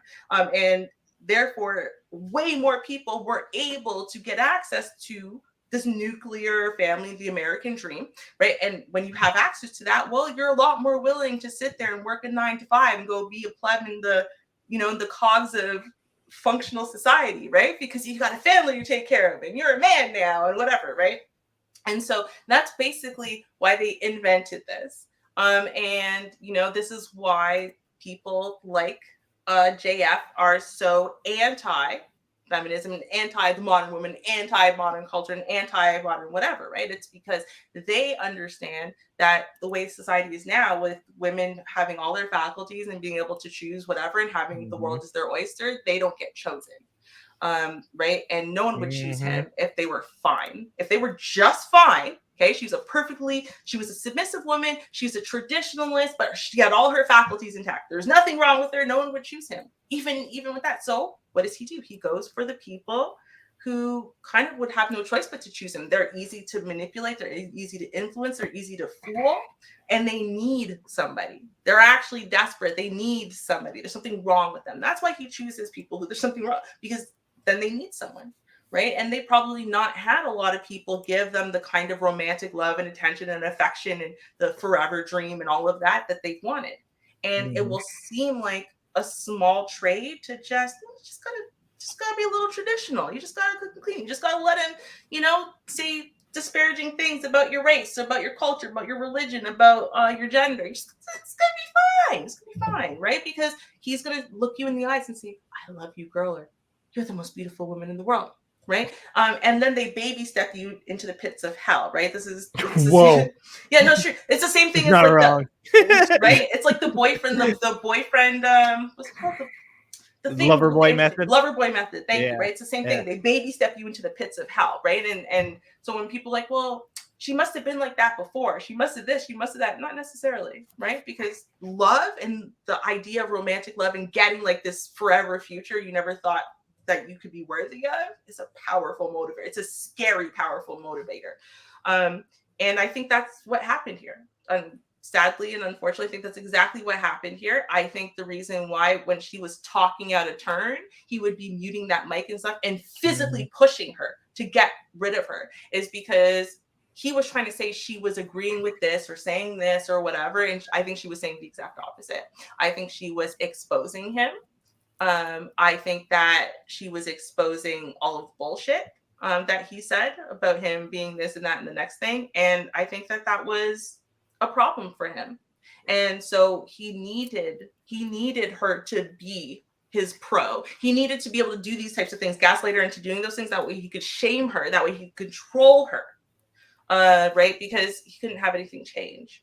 And so in one way, I think that even if it's found that he did nothing to her directly, I do think there's a level of accountability there he has to take, because I do really think that he manipulated and abused and controlled this situation and this broken-brained woman, for lack of better words. I think he did this and he did it on purpose, and I think he enjoyed it. I think he has fun with it, because I think the word narcissist is overused, but I do think he was a narcissist. I think he is a narcissist, and you can see it from everything, from the reason why, where's his job? What happened there? You can just kind of follow everything that he said and done, from an educational work perspective or a personal perspective, and you can see it. He is actually a narcissist, and that's a very dangerous kind of person to be, because they don't see people like people. They're just pawns and peons in their own game. So that's how I see JF, and hopefully we don't have to talk about him again. Period. Yeah. No, we won't. I would personally be doing the group reaction after this, for my sake, with the interviews, because I thought it was an interesting one. But I also will, since you have brought that up, I will actually try to do a reaction, because I used to do it every morning, about the traits of the narcissist, the dark triads, and there's multiple types of traits that goes with the narcissism. And then another one I was reviewing about the energy vampire, but there's another one that's very interesting about sociopath and psychopath, and how it is either one before the narcissist or the narcissist before that, but it's still one and the same. And how they go. Yeah, but it was showing how the difference of the two. It was a doctor explaining that. So I thought that was a very interesting take on that. But it's just not true. Yeah, we'll chop it up one day about it. But no, I'm sorry. No, I'm saying no. My area. I'm I know I'm with you. Another conversation. Yeah, I'm with you on it. But I thought it was a very interesting conversation where they actually explained those. So Angry, your thoughts, sir? Also, Kanklemore, I'm also an autistic girl, so don't worry. No, I am for real. No. Kanklemore, dude. Oh, really? Yeah, he's being a butthead. Well, I am an autistic girl, so what? I only called him a butthead, not something different, because I'm on Grey Pill's show. I have better words for it. So I mean, as far as that dude as a person, not Kanklemore, but JF. Though they're one and the same. Pretty much at this point, right? My point of view when it comes to JF and what I've looked into is as far as a human being, and just reading the stuff that he's put out there on social media, the things he said about himself and he said about women, I have zero care as to whether or not he did or didn't do it. That's up to the police in Canada to deal with. But as far as him, a person that gets on YouTube, gets on Twitter and tells people, that this is the way that things should be done, and how we treat women, and how, we control people, I disagree with anything and everything pretty much that dude had to say. Mm-hmm. There's nothing that appeals to me about a human being that would seek out women to control them, specifically women that are at a disadvantage, just to use them in whatever way he wanted to. So as far as did he do it? Did he not do it? I don't know. I'm not part of the police. I'm not an investigator. Yeah. But whether or not he's a person that I think anybody should be following or paying attention to, no. Spend your time in better places, do better things. Go watch Progressive Matters, my new show. I don't know, spend your time doing better things than spending it with narcissists that may or may not have, unalived their wife. Fair enough. Or at least follow intelligent white supremacists, right? Spencer looked smarter than he did, right? Spencer was like, "Oh, dude, no." Oh no, we can't go there, bro. I like how you phrase it. We can't go there, bro. That's the moment when Kanye went on Alex Jones. When Kanye went on Alex Jones and Kanye started saying "I love Hitler," and Alex Jones even was like, "No, dude, don't do that." Right? Like, Yeah. oh, man. Yeah. Like Nick Fuentes, a known white nationalist, and Alex Jones are both sitting there. Alex Jones is like, "Yeah, I don't know about that, brother. Don't say that." And Kanye's like, "No, I love Hitler." He's like, "No, don't say that." Right? No. That's how New Girl messed up when he was doing the same thing with her when she doing that singing to the Jews. That he just started laughing. He's like, "Oh my God!" When I try to tell people, they just go off with it and run with it. I'm like, yeah. Don't even bring up that subject. And what Chicaboom said there, I hope they find her. I mean, to be honest, I said this about Andrew Tate. I think Andrew Tate did all of the things that they say he did. I've looked pretty deep into that, and once again, I'm no investigator, but I can tell you that it seems pretty apparent that he did all of those things. But at the end of the day, there is no bigger hope than that he didn't. That he's innocent of all those things, not because he's being found innocent, but because that means that bad things didn't happen to those people.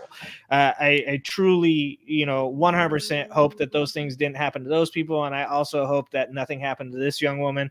I hope that she's found and that she gets the love and care that she deserves, that every human deserves intrinsically. So yeah, I don't know, man. I don't know if he did it, but I hope that she's somewhere and somebody that loves her finds her. Yeah, I definitely agree. Yeah, y'all pretty much well said on both ends. So I don't agree about the Andrew Tate part of that, but I think it's different. We can have that debate. You know when it's like, because there's a difference between, well, someone may or may not have been unalived. That's very different than living victims speaking out about their experiences. Yeah. No. Let me be clear, Ruby. 100% I agree with you. I think he did all of those things, and I think I hope he will be convicted of all of them. I don't disagree with that. I'm just saying from the point of view of I wish it didn't happen. I wish it was all bullshit. I wish that like these things didn't happen to these poor women, that like they weren't made to do the things that they did. That would be the best possible scenario that we could be involved in. But I don't think that that's true at all. No, I completely agree with you. Yeah. No, right. And when the video first came out, I didn't even know who the video was about. Like I didn't know who that content creator was, and we were on Duke and Don's channel, and I actually was on the side of like, no, actually, this is very much something that could happen in BDSM play and whatever. And so I was really against what everyone else was saying. I'm like, no, it's supposed to look very real. It's supposed to feel very real because in a way, it's very real, right? That's why you have safe words and whatever. Yeah. So at the beginning, I was like, no, I can totally buy that this is not like real. This is consensual, S play, whatever. Yeah. That's very different. And that person came out and said, this is consensual play. Fine.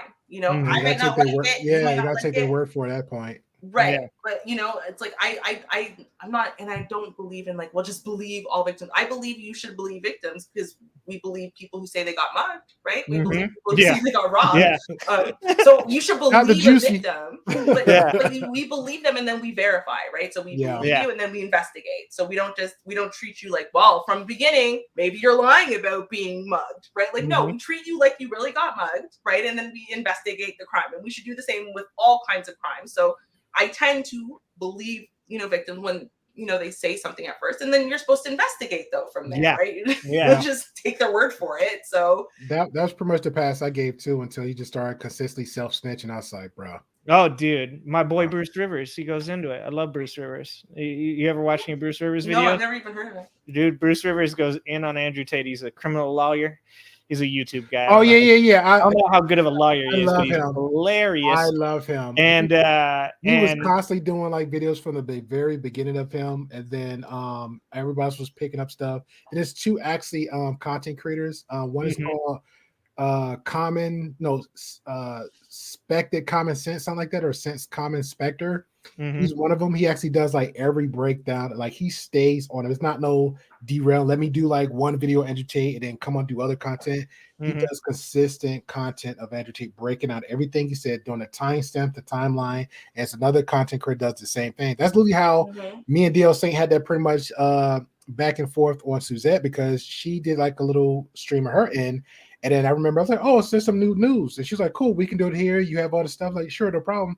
And DL, he's pretty much a red pillar. So he come like, I know these guys. I'm down the mud with them. I'm down with the mud with them. You know, I'm in there in the ground with them. And I was like, well, you're giving all these suggestions to these fools, but they're not doing nothing you suggesting. No, that's the grift. So I tell him about the new update of Andrew having a relationship with a woman overseas that happened to be 15 years old at the time, and he's pretty much like at his late 20s, early 30s. He's like, no, I gotta see to believe it. So I show him the actual timeline frame, everything lined up. He's like, I don't believe it. I was like, you know what? You don't want to believe it. You don't want to believe it. And yeah, dude, I'm with that. I'm right there, Ruby. When everything first came out, I was kind of like, well, you know, everybody deserves their day in court. You know, like I'm like, I don't know that any of these things happen. But then Bruce Rivers' whole thing is his whole thing is stop self snitching. That's his whole deal.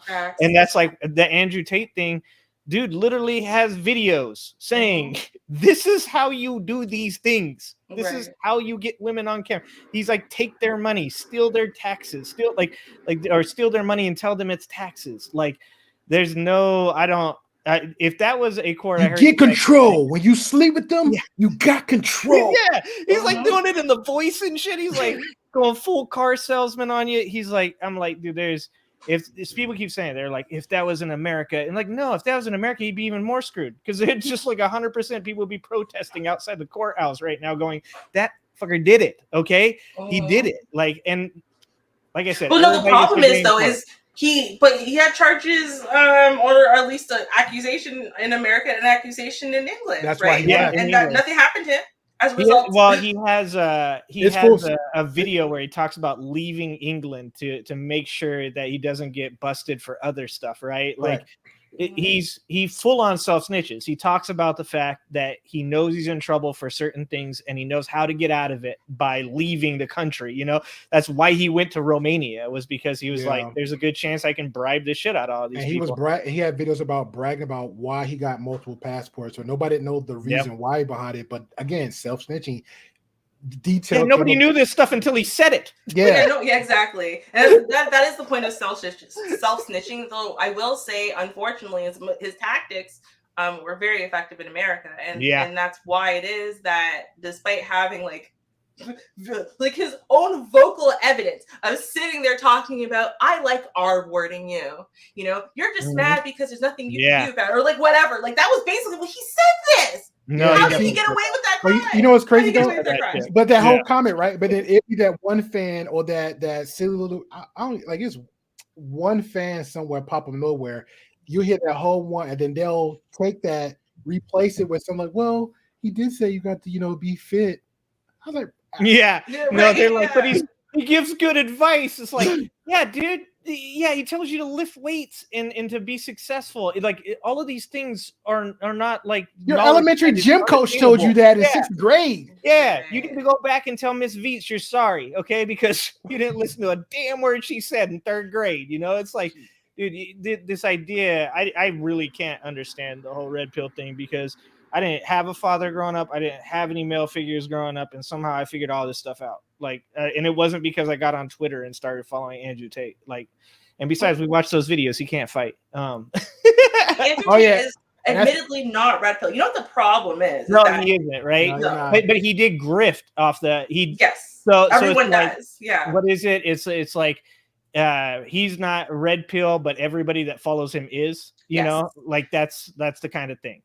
And that's what happened though, right? So red pill never meant any of the things it means now. In fact, go back like 7-8 years. If you go to the panels that I used to be on back in 2017, let's say, people would get really insulted if you try to make it about, oh, it's all about dating and women and getting to pee and whatever, right? It was not about that. None of that. Yeah. There was a little bit of the older generation kind of coaching the younger generation about how to get women, how to clean themselves up certain ways, and and teaching them, because it was all about reality, right? This is the reality. No one tells you this reality of this, that, and the next thing. And hey, listen, just because she seems sweet doesn't mean she won't try to ruin your life. And hey, this is what you got to do if you've got a kid. This is how you go to court to, and so like it was about actually educating. It was about kind of pulling some stuff to light that maybe people aren't aware of, especially young men, right? But there was a lot of truth to what they were talking about, right? There was a lot of truth. Now it's literally all about game and dating and getting the pee. Yeah. And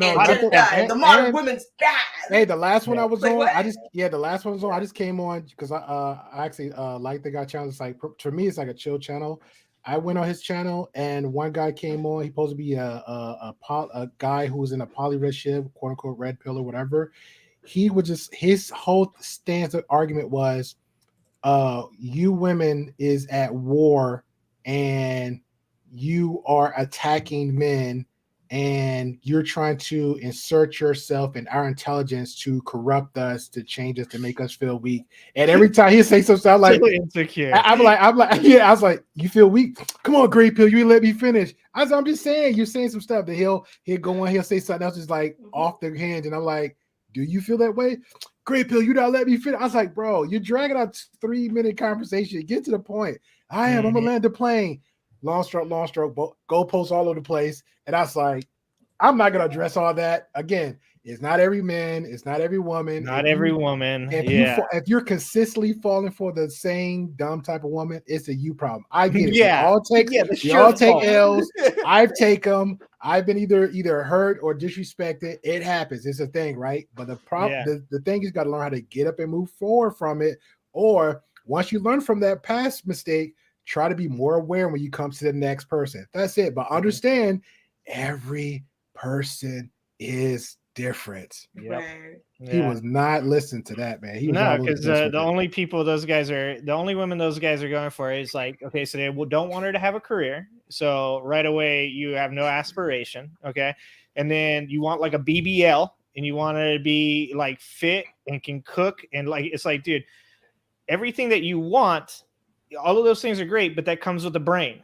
So you're going to have to accept the brain too. And it's either going to be on the side of, I really like money. So yeah, they might take you for all your money, or they're going to be on the other side of that and be like, I'm really into my career and want to be very successful. And that means that they're not going to be concentrating on all those other things you want. You know, life's about balance and it's about growing with your partner. And if you find a person that you can actually get along with, you should kind of carve off probably like 10-20% of all your expectations and throw them in the trash, because you're not going to get the perfect person. You're going to grow into a very compatible couple. You're not. Yeah, your relationship, because you technically have a relationship, whatever your world is with yourself, whatever her world is with herself. But those type of guys don't think about that. Like, oh, maybe she had a world on her own. Maybe she grew up. Maybe she had some friends. Maybe she had family members. Maybe there's a protective bubble to protect herself from all these dangers in the world. Now she comes into you. Now y'all got to figure each other out. Now you kind of got to move forward. That's all. Now it's not separate relationship. Now this is another relationship with yourself.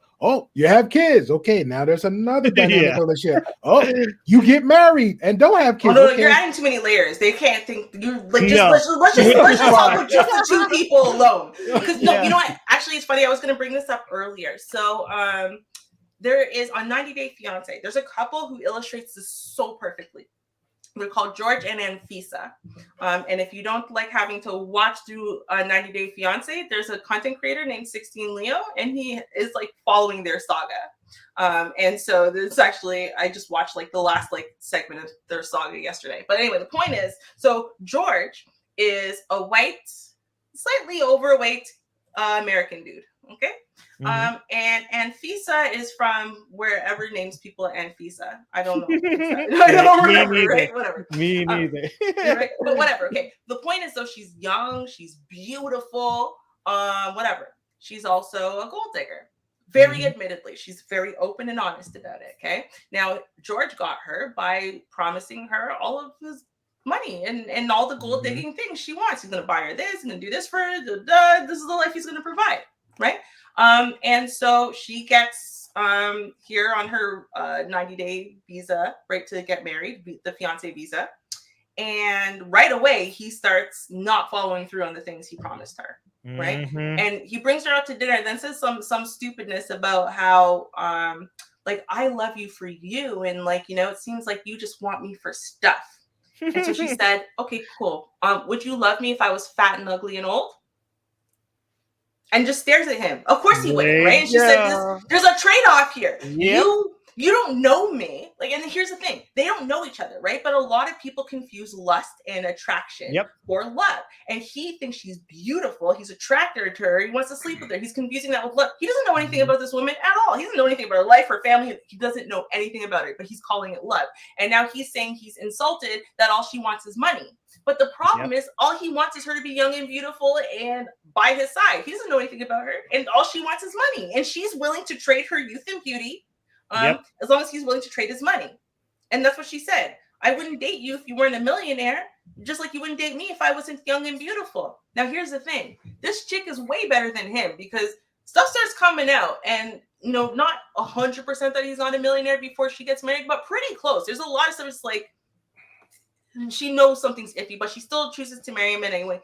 And then it comes out, not only is he not a millionaire, his net worth is like minus 30,000. This is a red pill story right here. This is like literally you just wrote a red pill romance story right there, because that is exactly what is wrong with their ideology. Is they don't understand that by looking for a person that is completely materialistic, they are self-fulfilling the prophecy that these women are going to take them for everything that they have. It's like you're going into a relationship thinking of yourself. And once again, here's a guy who's lying about everything he is. So are the rest of these guys, because when you get when somebody like Tate, or let's just say Rollo Tomasi, because that's a red pill person, a real red pill person. Somebody like Rollo Tomasi tells you that you should be successful, you should have connections, you should have money, you should be in great shape, you should concentrate on all these things. Don't have a family, don't get married. It's like, that's a unicorn. So these guys are never going to actually accomplish being that, possibly until they're in their 40s, when it's like too late for all that. Okay, and then what do? They fake the funk. Because they go, I'm not that person, but if I fake it, well, then I can get in a relationship with one of these women. And then they get in a relationship with one of these women, and then they find out that, first of all, this guy's lying out his ass about all this stuff. And second, the only reason they were there was because of all the stuff that you faked. So now they don't like you. Right.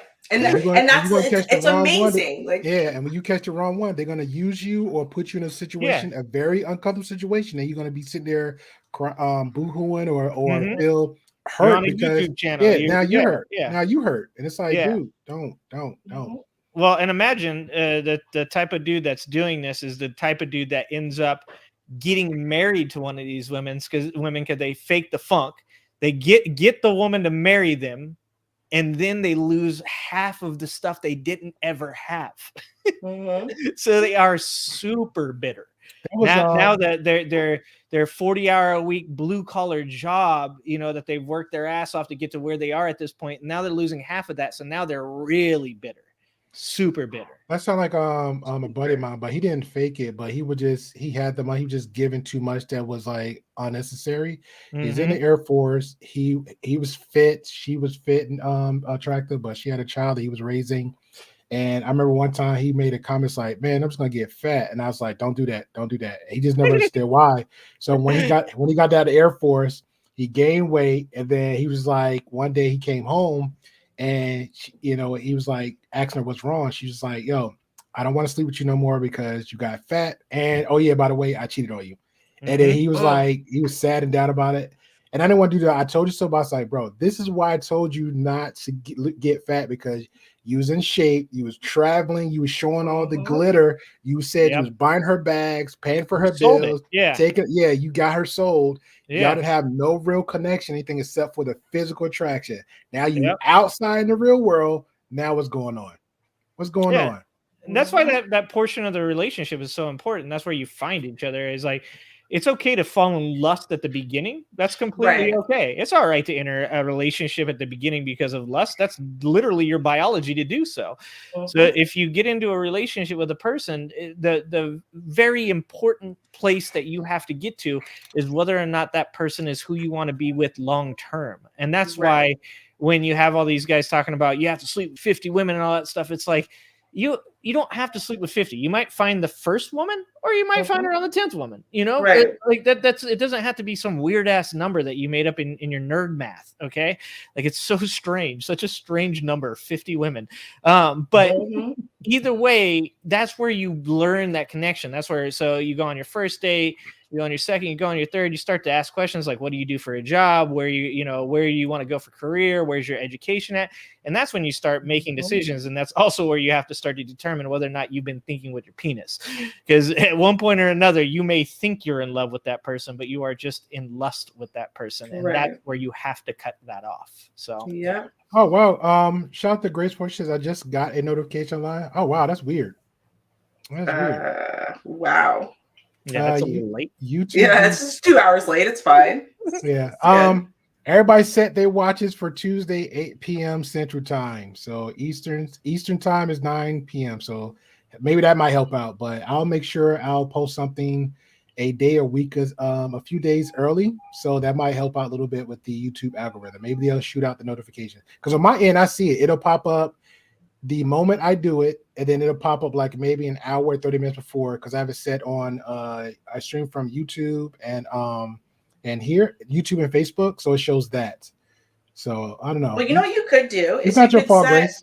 It's not your fault, Grace. You could set a timer. So like when people set the stream and they say, oh, okay, I'm going to do my stream in 30 minutes, and like it sends me an alert, because sometimes what happens is because of the title or because of something, it blocks it from going out and just telling your people. But they'll get the warning that it's coming in 30 minutes because it's not being read by the algorithm in the same way. So like maybe that would be the trick to like kind of, because I have a feeling they're trying to silence this topic in particular. I think they do not like JF Gariépy. Like I don't know why, but it seems that way. Because I'm like, it feels like, given the fact that he's like an alt-right neo-Nazi, you're probably right. Stuff, whose wife might disappear. Why can't we find him for like? It should be way easier to find something. It should have. A couple months. Yeah, it should have been something. No, but they are trying to stay away from all of that alt-right stuff. I mean, YouTube has been for at least the past, since Trump became president.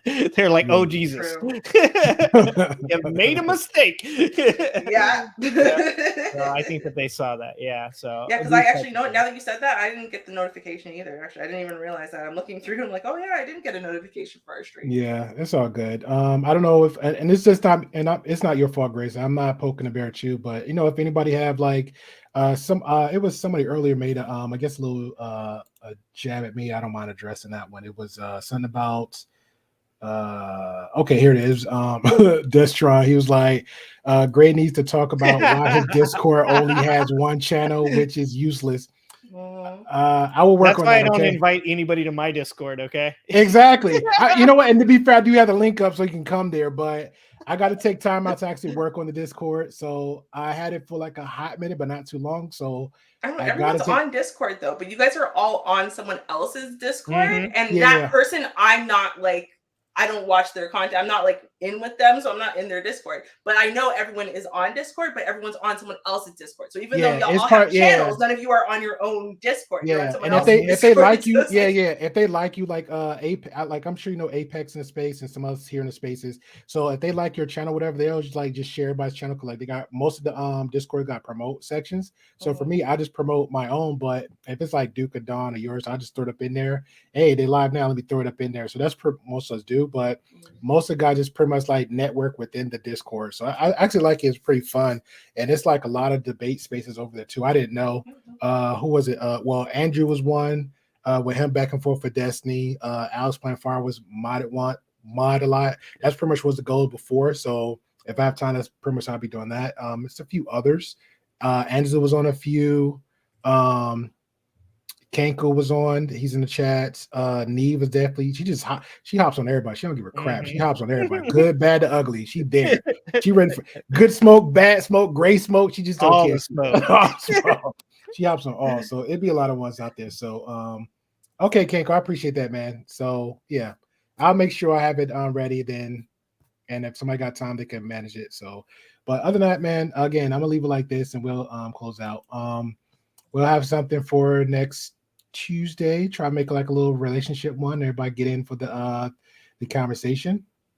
I think slowly I might do like a little Well, I know I was going to do an interview, so I'm going to work that out with somebody later during the week. Oh, Saturday. That's thinking. I don't want to forget. Saturday, going to have another fun one, okay? It ain't going to be boxing because I know how that went down last time. It ain't going to be boxing. Come on, man. It ain't going to be boxing. Come on. Man, bro, had a great time. I'm sure y'all did. We're actually going to be reviewing, so you're more than welcome, Ruby. Just come for the shits and giggles. We're going to be reacting to our famous Red Pill homeboy, Donnie Boy Donovan Sharp, finally got married to his special, lovely wife, and the wedding was so fantastical. So we're going to sit there and review and watch, have some laughs on Saturday. We are going to acknowledge, though, that they were already married before that. Oh, yeah. I'm going to have the whole, full context. Okay, full context. They've been married for like 5 years, I think. According to the president of the White Manosphere. So I don't know.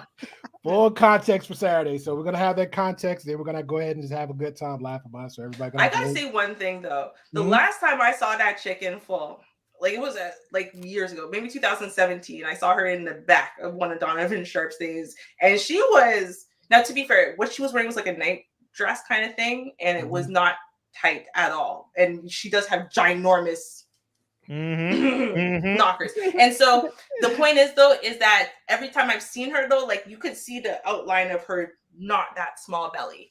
Like she was a lot bigger. That's my point. My point is Devin was much bigger. And like seeing her in that, I was like, oh my girl. Like, yo, she's been working on that body. Because Donovan been putting her Donovan trained her. Donovan trained her. He was like, listen, girl, I will give you a public fake wedding also. But you got to start, you have to develop the body. I tell everybody. Oh, that's not for Saturday. And now all we have to do is get him to admit that he has a stepdaughter. And not step-niece. And you know what? Oh my God, I'm wondering about this. But I agree with that. But at the same time, he's gonna do it only because now he did the fake public wedding. So now he's gonna have the fake, now real daughter. He said that's his niece, and he said he would never. See, that's the thing. I can't wait because he has no choice. At some point, and I think that's why he's had the fake wedding, because he realized at some point he's gonna have to own these things, right? Yeah, so he has to own her. But it's like, how is he gonna own her? Because Devin's paperwork has literally said that child is her biological child that she has custody of. So, like, I guess this is his way of trying to clean up his bullshit, but I just don't know how it's gonna work. I don't. This is why I love that. When you have those type of people like that, it's gonna be some other people like, you know what? I can't stand you so much. I got to go ahead and just put the truth right there, just cause. Just cause. All right, man. This is fun. I appreciate everybody. Yeah. We'll catch y'all next Tuesday for group conversation, and Saturday for the Saturday midnight Central Time, and then it's gonna be 1 p.m.